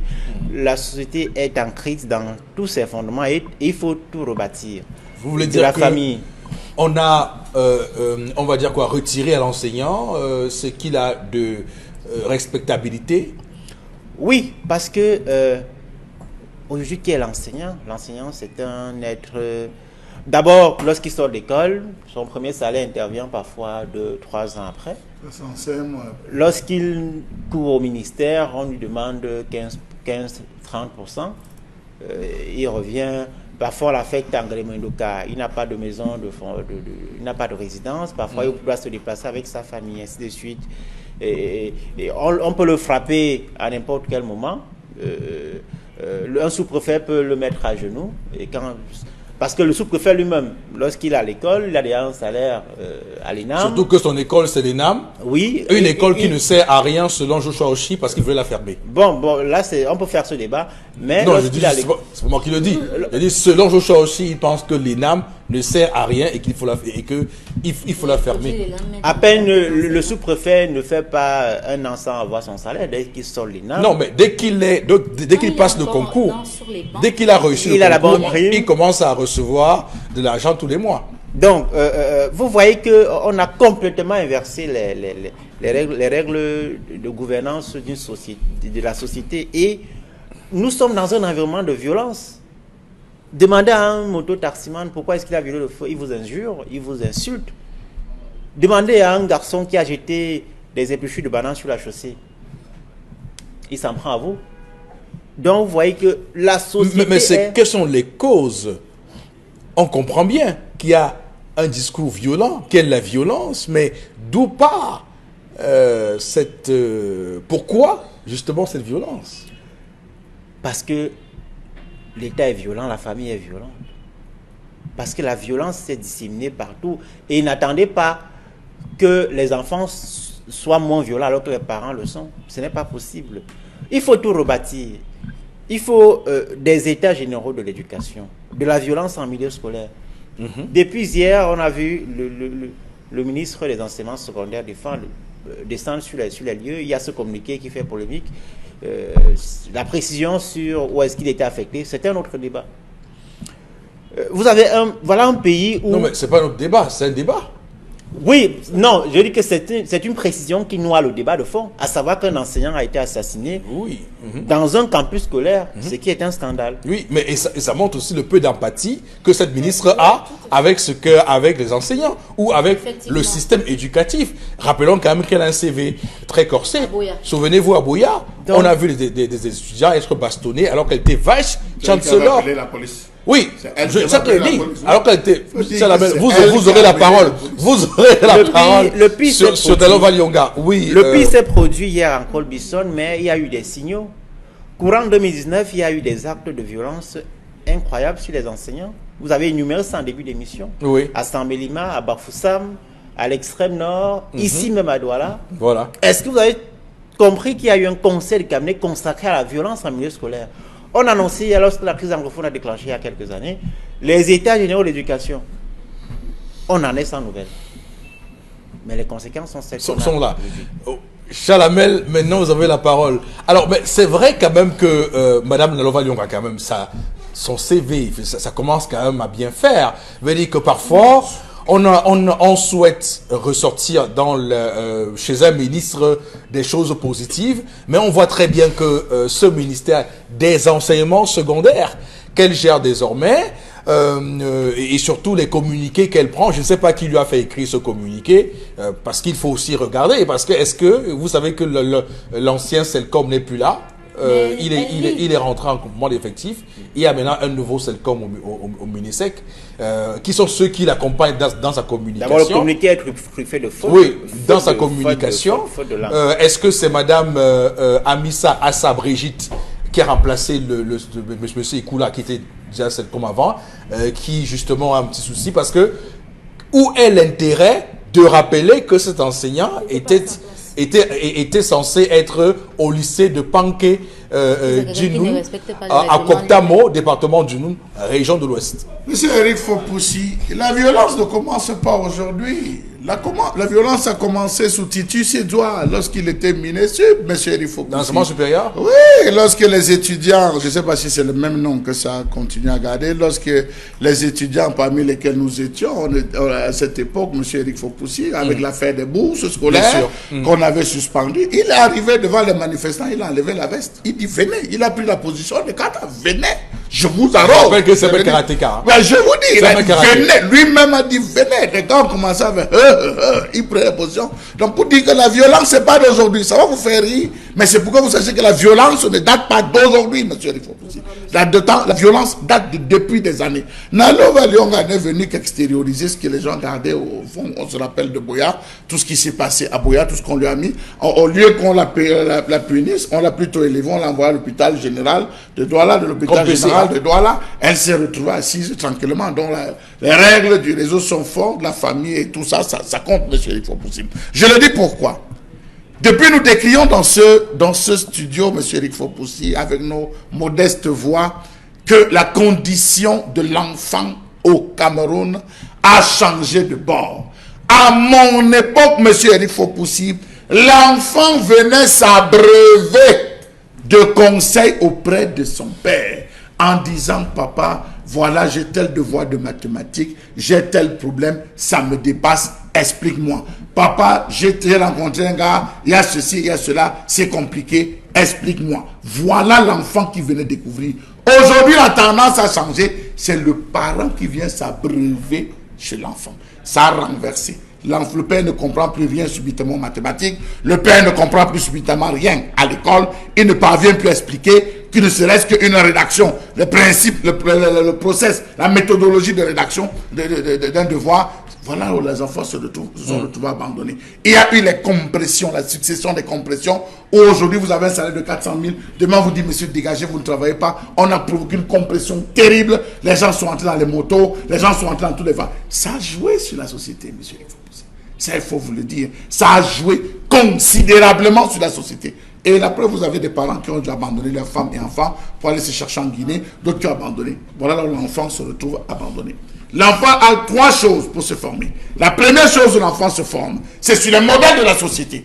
Mais comme nos modèles nous proposent le Djambo, les modèles de notre société nous proposent le Djambo. Voilà les modèles. Le chanvre indien. Les modèles de notre société nous proposent le chanvre indien. Le modèle de notre société nous propose l'alcool. Quand même, arrêtez un peu, monsieur, il faut possible. D'ailleurs, le Cameroun, c'est le seul pays au monde où les gens se bombent le torse de boire un casier de bière. Non, mais où on se vante en fin d'année. Je peux boire un casier de bière. Voilà, en fin d'année. Alors, nous n'avons pas de modèle. On n'a pas de repère. C'est terrible, hein? L'enfant n'a décidé que je puisse dans quoi? Tel a donné le Djambo, j'ai rêvé qu'il y a les millionnaires, je veux devenir millionnaire. La preuve, on fait passer dans la télé, ça fait rêver les jeunesses. Quel est l'avocat? Quel est le docteur? Le médecin? Quel est l'enseignant qui aura brillé de par ses recherches, de par ses compétences, qu'on aura élevé? La preuve, même l'administration aujourd'hui n'est peuplée que d'enseignants. Professeur Famendongo, professeur Magla, professeur Paul Elou, professeur c'est l'enseignant. Regardez que nos ministres sont des enseignants. Oui. Regardez la condition de l'enseignant. Ça veut dire que c'est deux poids, deux mesures. Ce sont eux les enseignants qui gèrent à l'heure actuelle le gouvernement de M. Paul Biya. Mais regardez comment sont les autres enseignants. Ce sont eux qu'on fouette, ce sont eux qu'on maltraite. Quelles sont les mesures qui ont été prises? L'enfant se retrouve au-dessus. La drogue circule, monsieur Eric Fopoussi, je vous le dis. La drogue aujourd'hui, ne donnez pas 100 francs à votre enfant. Il ne se dérange pas. Il ne se dérange pas. Il arrive à l'école, il fait 2 tours de passe-passe, il a commercialisé, il se retrouve avec 5 000, 10 000. On l'a décrié. On a crié sur tous les toits. On a eu le cas de Deido. Dieu merci, on a nettoyé l'enceinte de Deido. On a installé toutes les caméras qu'il fallait installer. Est-ce que ça a réduit? Allez savoir. Pour que ça dure. Autre chose. Dans les différents établissements scolaires, il y a ce qu'on appelle le règlement intérieur. Le lycée classique aujourd'hui a été CS. À l'époque, c'était Madame Imele qui était la première directrice de ce CS. Beaucoup de choses ont évolué. Les règles étaient claires. Ah, j'oubliais, c'est un des 7, hein, au chez vous. Oui, j'oublie. Donc, c'est Madame Imele.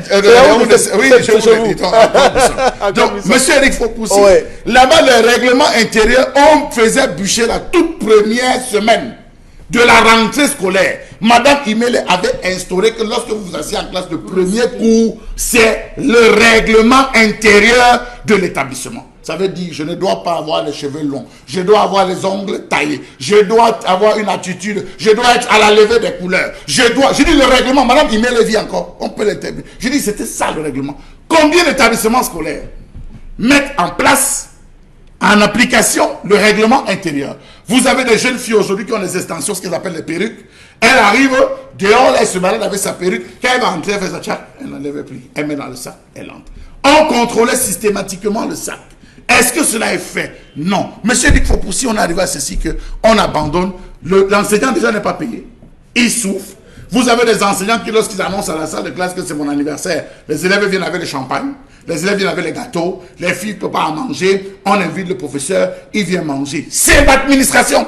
C'est ça que ce régime nous a donné. C'est pas les enseignants même. C'est ça que ce régime nous a donné. Si on avait commencé par sanctionner et à faire cas d'école, monsieur Fopoussi, je m'attendais à ce que cet enfant qui a poignardé son camarade au lycée de Deido, cet enfant qui a poignardé le professeur à Neubel, au lycée de Neubel, cet enfant qui a poignardé son enseignant au lycée de Coleton, cet enfant qui a poignardé son enseignant au lycée de Biemassi, cet enfant qui a poignardé son enfant au lycée d'Anguissa. Je vous donne avec des lycées sûrs qu'on ait organisé comment on appelle ça, des procès publics où on a donné des sanctions aux enfants, monsieur Eric Fopoussi, fortes et dures, quitte à ce qu'on crie. Cela l'a mené un temps soit peu le changement. Vous avez des quartiers où des enfants, des élèves, passent toute la nuit jusqu'à 2h, 3h du matin. Ils sont en train de taper les commentaires, ils changent des drogues, ils sont en train de fumer. Ils jouent aux cartes. Vous ne pouvez pas parler avec des équipes spéciales d'intervention rapide.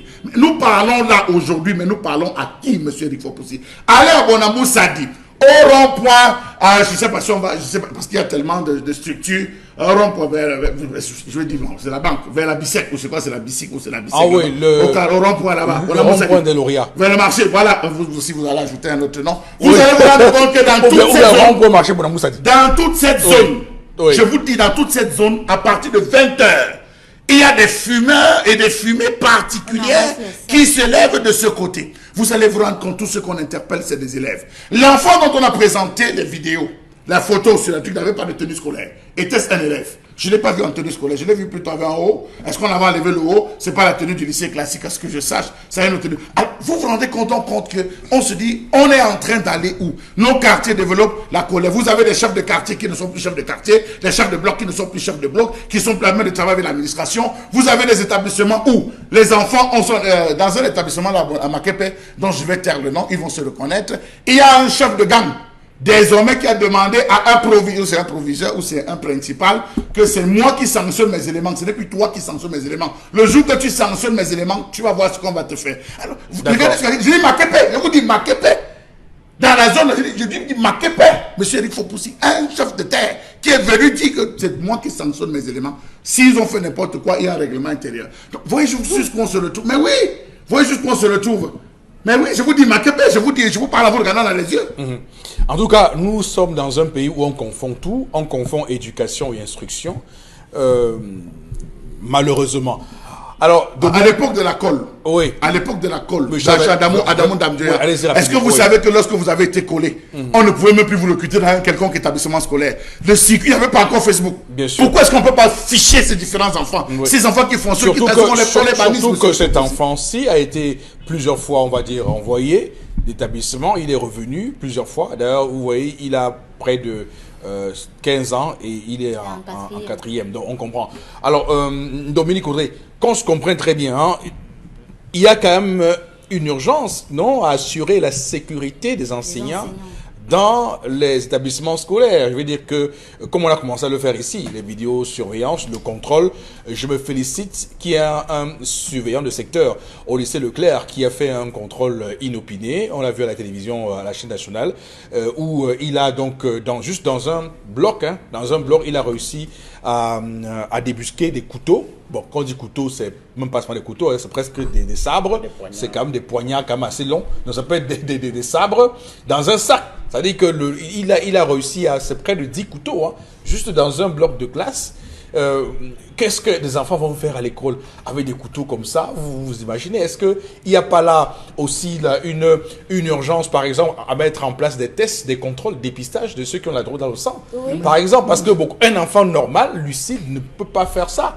Il faut quand même qu'on soit sérieux. C'est vrai que quand on essaie de regarder la configuration de nos établissements, ce sera un peu compliqué de faire ça, mais on peut avoir ce qu'on a dans les aéroports qui détectent les métaux là. On peut commencer par installer ça d'abord aux entrées des différents portails. Là, si quelqu'un traverse, on n'aura pas forcément besoin de fouiller. Oui. Avoir peut-être des chiens qui détectent, je sais pas si peut-être je suis dans un film. Hein. Non, mais puisque vu au niveau où... Mais les gens... Non, c'est pas le film. Quelqu'un a été tué hier, c'est pas un film. Les détecteurs de métaux qui sont passés où? Non, mais... Je veux dire qu'on... Vous savez combien de fonds on a ruiné les APE pour les détecteurs de métaux, monsieur Eric Fopoussi? Quel genre? J'étais allé à l'école, où sont mes enfants. Non, monsieur Eric Fopoussi. On parle d'un portail. On parle d'un portail. Comme ça se fait à l'aéroport. Mais il n'y a pas de prix pour une vie. On ne peut pas acheter une vie, monsieur Mbachou. Si on boit de l'alcool à des milliards, les gens...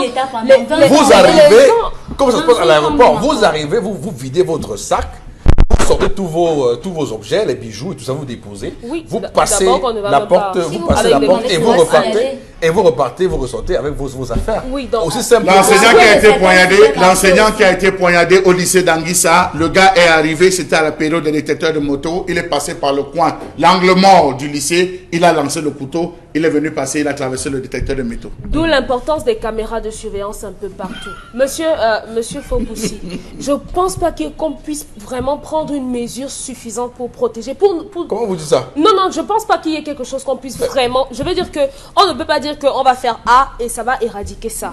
Vous voyez un peu. On peut juste trouver des mesures palliatives, comme par exemple l'exemple que M. Mbachou a pris. Tous les moyens, ils peuvent utiliser des moyens pour contourner. Mais je crois qu'on doit revenir à l'éducation de base. À la base, M. Fopoussi. C'est à ce moment que je dis que l'État est responsable de tout ça. L'éducation civique. Le gouvernement. Comme moi je suis allée à l'école, là où j'étais, c'est vrai qu'on avait des bisbilles avec des professeurs, mais jamais personne n'avait pensé aller jusqu'à ce point. L'éducation à la citoyenneté, c'est important. Il faudrait remettre ça. Nous tous là, notre vague là, vraiment, on est pourris. Mais pour ceux qui sont en train de venir, qu'est-ce qu'ils vont apprendre? Non, on n'a plus le temps de faire l'éducation. On devrait. Il faut les petits. Il faut une... Non, il faut les enfants. Non, les enfants... Non, on doit les taper. Parce qu'il y a un problème. Il y a un problème. Les parents, il faut qu'on soit d'accord que, et c'est pour ça que l'histoire du jour dans cette émission est très importante. C'est pourquoi nous commençons par l'histoire du jour. Parce que quand on crée une émission, on pense qu'on crée pour faire le hasard. Tout commence à la maison. Ouais. Vous formez un individu à la maison et vous le jetez dans la société avant que l'État le récupère. C'est pourquoi on a travaillé l'histoire du jour. Et donc, quand vous avez à la maison un enfant qui sort de la maison avec les repères totalement saccagés, vous le versez dans un monde de loups, il ne sait rien faire. Donc tout ce qu'il fera dehors, tout ce qu'on lui fera dehors, il va le multiplier par 1000, par 1 million. Sauf que moi je ne parle pas des individus qui sont déjà prédisposés à ça. Je parle des enfants qui sont en classe de cours préparatoires. Nous avons été nous aussi des enfants. Mais nous avons nous aussi été en contact avec des bandits de grand chemin. Mais nous savions... Avec des délinquants dans les salles de classe. Mais nous savions que nous, parce que nous avons une éducation solide à la maison, nous savions quelles étaient nos limites. Nous savons que nous ne pouvons pas atteindre une quelconque limite. Et en plus, il y a même des parents avec des enfants qui décrochent, ils ne savent pas. Vous avez un enfant comme ça, qui a été renvoyé plusieurs fois, mais normalement, un parent s'inquiète. Je veux dire que même quand j'avais une sous-note dans une matière à l'école, mais mon père me fouettait. Une sous-note, c'est-à-dire que j'ai un 9 sur 10 sur une matière, pas que sur une seule matière, mais on me fouettait. Il y a un suivi qui doit se faire pour savoir comment l'enfant avance. Est-ce qu'il a baissé de notes sur tel trimestre? Pourquoi il a baissé de notes? Pourquoi il a augmenté? C'est important. À côté de ça, donc, maintenant, moi, j'ai aussi un problème avec notre gouvernement qui est toujours prompt à être sur la défensive. Moi, je ne sais pas quelle était l'opportunité de dire que ce jeune homme n'était pas à sa place ce jour-là. On a ou de dire qu'il a voulu bagarrer avec l'enfant. En quoi est-ce que c'est important? On se serait attendu à ce qu'en tant qu'enseignante, cette femme compatisse à ce qui est arrivé à cet enfant-là et donc de nous dire que il n'était pas à sa place. Il n'était pas à sa place, d'accord, si vous voulez. Est-ce qu'il n'enseignait pas? Il ne faisait pas son travail? Vous pensez que s'il n'était pas, c'était à Koptamo là-bas, je crois que c'est là-bas, et à Yaoundé, en Colbison, est-ce qu'il n'était pas utile? Je crois qu'il était Encore utile. que beaucoup d'enseignants que j'ai contactés me disent qu'il n'est pas interdit dans le statut des enseignants de faire des vacations. Ou une activité agricole. Madame le ministre a tout simplement voulu noyer le débat, confondre le noyer le débat, c'est tout. Monsieur Fopoussi, il y a une chose qui reste réelle dans les têtes des Camerounais. À un moment donné, ce que nous savions dans notre société, c'est que l'enseignant était supérieur à tout le monde. Ce que nous savions. Parce que même quand on voyait l'enseignant au quartier, dans la rue, on faisait tout pour qu'il ne nous voie pas. Parce que quand il vous voyait, vous avez l'impression que lorsqu'il va vous retrouver en salle de classe, il allait vous frapper. Nous, en classe de 4e, lorsque l'enseignant posait une question, parfois vous avez même la réponse, mais vous avez peur de répondre. Parce que vous avez l'impression que si vous ratez là, sur place, il va vous corriger. En classe de 4e, il était impossible pour un élève, impensable même pour un élève, de lever les yeux et regarder l'enseignant droit dans les yeux. Et qui plus est, le prof de maths. Le professeur de mathématiques. Le seul c'était la terreur. La seule discipline où lorsque même le surveillant de secteur passait par votre salle de classe, tout le monde disait que le diable passe. Pourquoi? Parce que le cours de mathématiques est le seul cours qui demandait du silence. Oui, et une le concentration seul respecté. On pouvait jouer au cours de français, cours d'anglais, cours d'espagnol, mais le cours de mathématiques, physique, chimie, un enfant manipule le téléphone, mais on trouve quand même le moyen de nous expliquer que l'enseignant n'était pas dans son poste. Il n'était pas dans sa localité. Mais c'est absurde. C'est absurde. On ne résout pas la situation comme ça. Surtout que, où est le problème? Le problème, il travaille, il enseignait. Est-ce qu'on vous a dit que ces cours ne sont pas suivis? Moi, je pense au lycée de Panké, encore en disant qu'il était vacataire. Elle a tout gâté, elle n'a même pas arrangé.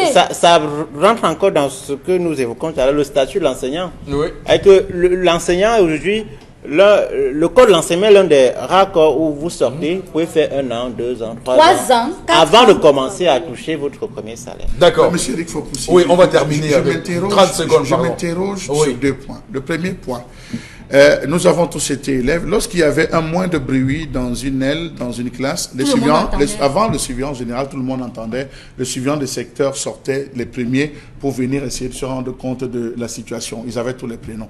Voulait-on nous dire qu'au lycée de Colbison, le surveillant des secteurs, la position du surveillant des secteurs est plus éloignée que le bureau? Première question qu'il faut se poser. Deuxième question, faudrait-il se poser la question de savoir que ce professeur était-il tellement mauvais à telle enseigne que connaissant l'acte de ce gars, connaissant le comportement, sachant que ce gars avait fumé, on ne pouvait pas protéger l'enseignant de ce coup-là. Il faut protéger l'enseignant.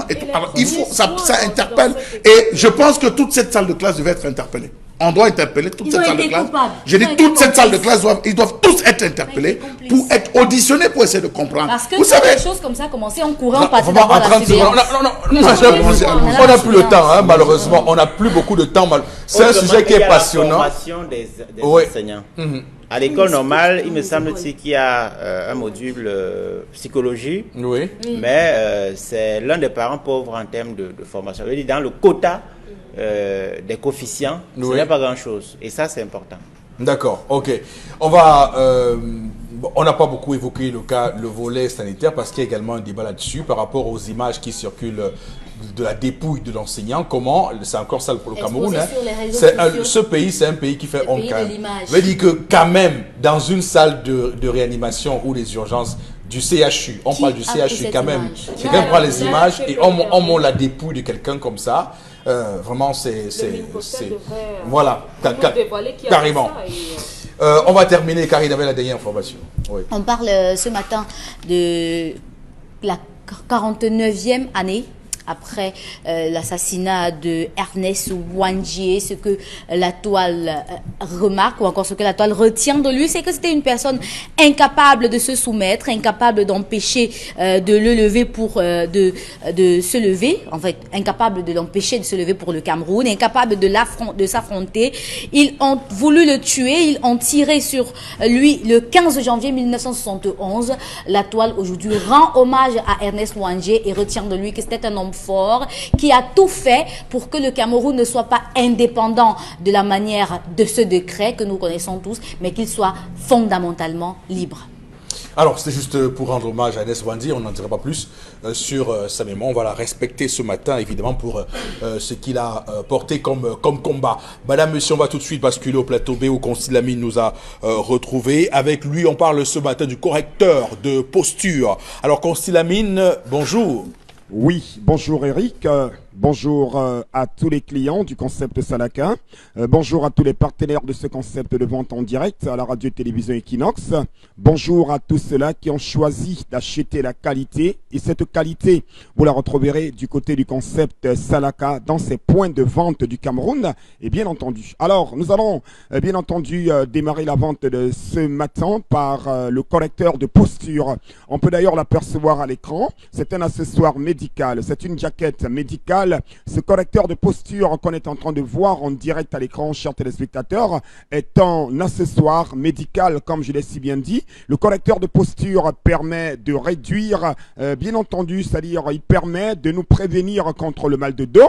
Le correcteur de posture permet également, chers téléspectateurs, d'éliminer les douleurs au niveau du dos. Le correcteur de posture permet également d'éliminer les douleurs au niveau des épaules et même au niveau du cou. Voilà donc quelques avantages liés à l'utilisation régulière du correcteur de posture. Oui, vous avez des problèmes de douleur au niveau du dos, des problèmes de douleur au niveau des épaules, des douleurs au niveau du cou. Plus besoin de chercher les midi à 14 h. Appelez le concept Salaka. Le concept Salaka a la solution. Et cette solution, vous l'avez au magasin 1001 tapis depuis pratiquement 1 mois et demi. C'est un véritable succès sur ce correcteur de posture. Je rappelle, il est d'origine américaine, il est de marque Lifecore. Le correcteur de posture, chers téléspectateurs, c'est un accessoire, c'est une jaquette médicale qui marche très très bien et je vous conseille bel et bien ce correcteur de posture que j'ai encore l'honneur de présenter ce matin en intégralité. Voilà donc la couleur blanche, voilà comment il se présente. C'est une jaquette médicale. Ce correcteur de posture, il y a également la couleur noire, alors à vous de choisir. Et je rappelle que ce correcteur de posture se lave facilement. Il est donc disponible en plusieurs tailles. Vous avez le choix entre la taille M, la taille XL, la taille L et la taille double XL. Parlant bien sûr du prix de ce correcteur de posture, vous l'avez à 10 000 francs, un correcteur de posture de marque Lifecore à 10 000 francs. Il est neuf, il est d'origine, il est dans son emballage avec garantie. Ah ben oui, ce correcteur de posture, vous l'avez à 10 000 francs. Du côté bien sûr du magasin 1001 tapis, c'est en face du palais d'Ika à l'entrée de la rue Mermoz, en plein cœur d'Aqua. Alors chers téléspectateurs, les taximens, les camionneurs, ceux-là qui passent le temps derrière un bureau ou font des travaux durs, alors je vous conseille bel et bien le correcteur de posture. Et je rappelle que nous livrons dans tout le Cameroun et dans certains pays africains. Donc ceux qui sont intéressés par ce correcteur de posture, plus besoin de se casser la tête, pas besoin de se déplacer, restez à la maison, restez dans vos bureaux, appelez le concept Salaka à nos numéros de téléphone. Nous nous chargerons de vous livrer à domicile votre correcteur de posture. Je rappelle le prix, il est bel et bien de 10 000 francs seulement. Et je ne saurais partir pour cette première partie commerciale sans une fois de plus remercier tous les clients du concept Salaka, tous les amoureux du concept Salaka. bien entendu. Merci beaucoup. Merci infiniment. On va tout de suite prendre, madame, monsieur, interpellation de ce matin. Surtout pour le développement sur le plan santé. Je pense que une seule main n'attache jamais un paquet. Voilà, moi je suis tradipraticien, traitant, alors traitant voyant, mais nous avons toujours, pour le bien de la population, nous avons toujours sollicité que pour certaines maladies dont nous ignorons un peu, quel genre de maladie c'est, nous conseillons à nos patients d'aller d'abord se faire consulter dans les centres hospitaliers modernes et nous apporter les résultats. Pourquoi pas? À partir de cette détermination des résultats, nous aussi, on essaie de faire à notre niveau maintenant, étant déterminés à savoir exactement de quoi ils souffrent. Donc, plus pas être embrouillé un peu ou alors être dans la confusion de quoi est-ce que l'être humain souffre avant de le guérir. Bon, voilà un peu ce que moi je pense qu'en allant comme ça, bon, nous pouvons aller vraiment vers l'émergence et surtout de la santé pour tous. C'est comme ça, pour la nouvelle année qui approche.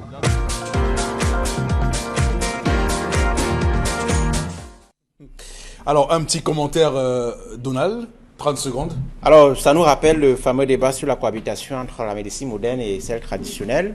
Sur la question, d'après nos dernières informations, ça n'évolue pas beaucoup parce qu'il y a une loi qui est attendue sur la question au ministère de la Santé publique qui devrait pouvoir mener la réflexion parce que nous sommes en Afrique, il y a des pathologies que la médecine moderne ne comprend toujours pas. Tout à fait.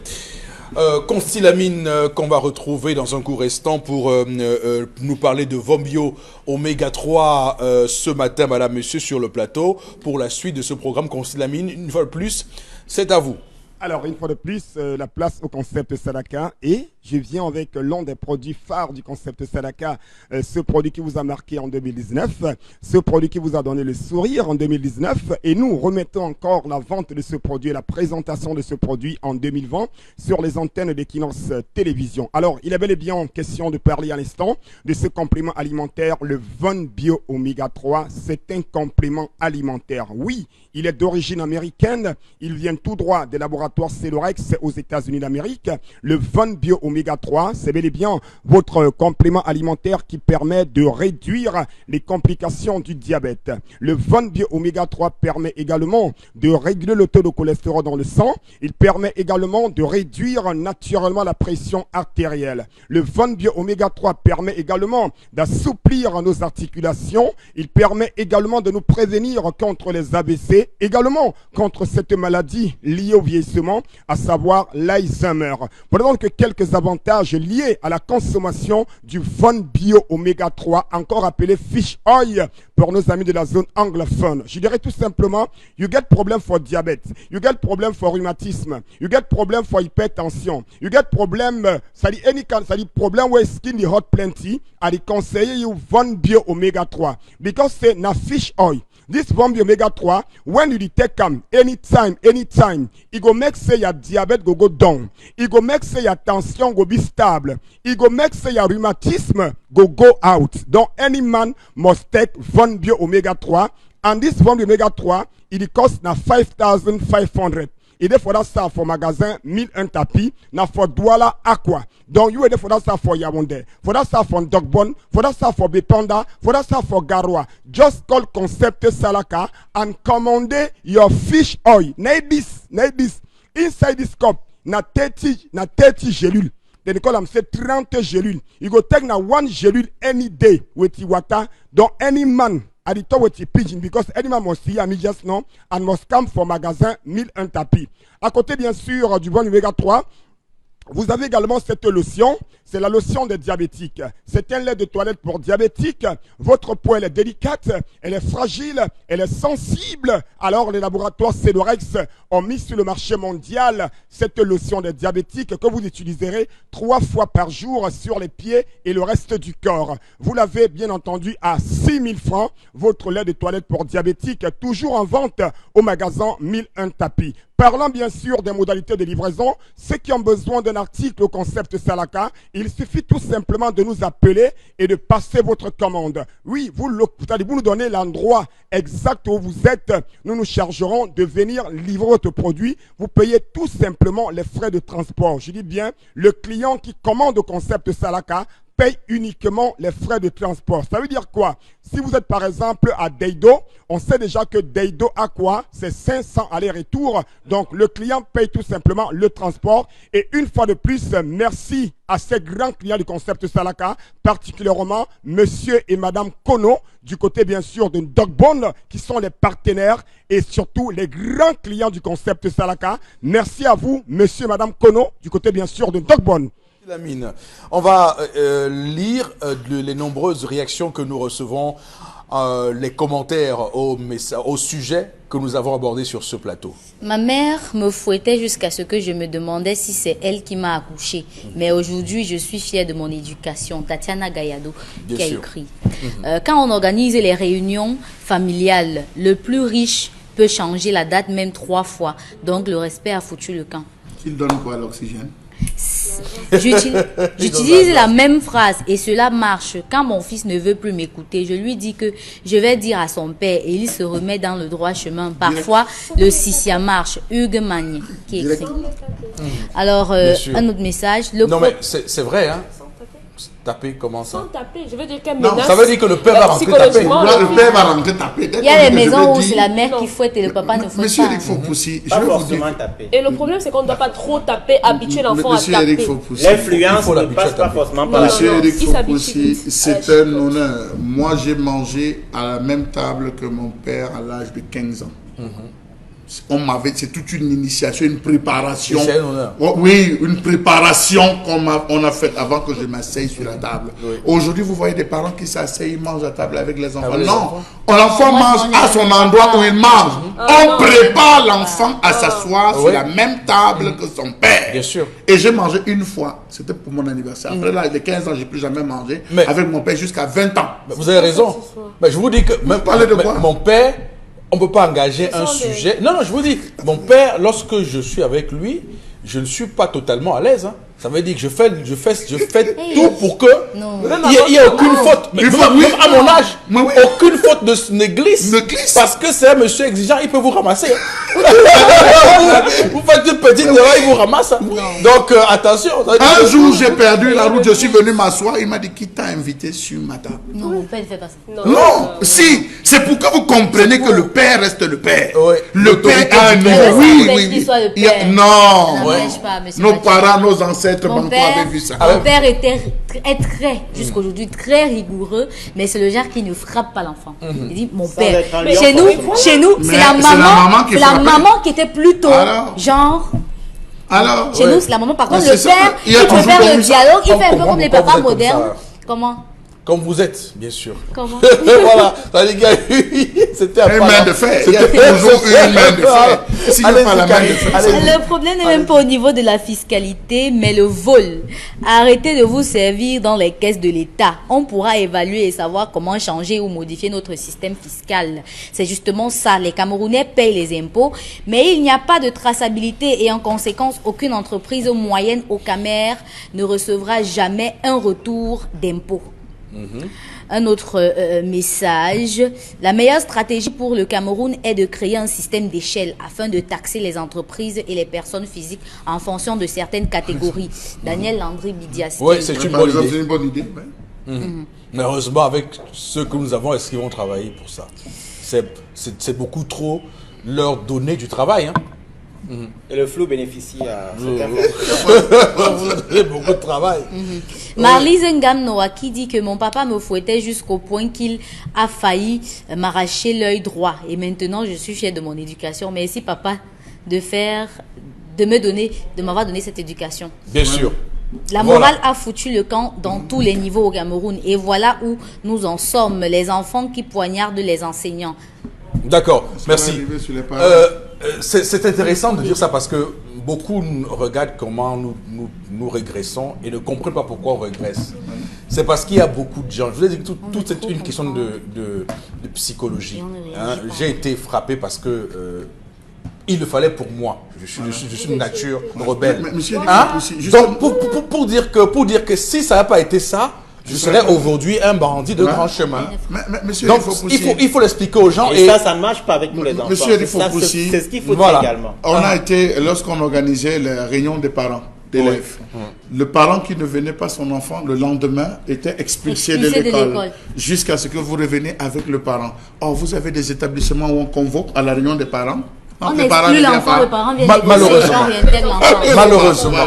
Voilà, oui. Merci à vous sur ce plateau. On va espérer que ce pays continue à produire des enfants calmes, dociles, pondérés, voilà, pour que la nation continue à vivre dans un calme, dans un calme relatif. Sinon, nous aurons des enfants qui disent que moi, je suis plus fort que toi. Et malheureusement, c'est ce qu'on constate, où chacun veut taper tout le monde. Madame, monsieur, on va... Les enfants dociles. Madame, il y a des monsieur, réformes à faire. On les rend dociles, mon cher. Madame, monsieur, on va tout de suite vous dire à demain 10h. Passez une belle journée. Que Dieu bénisse le Cameroun.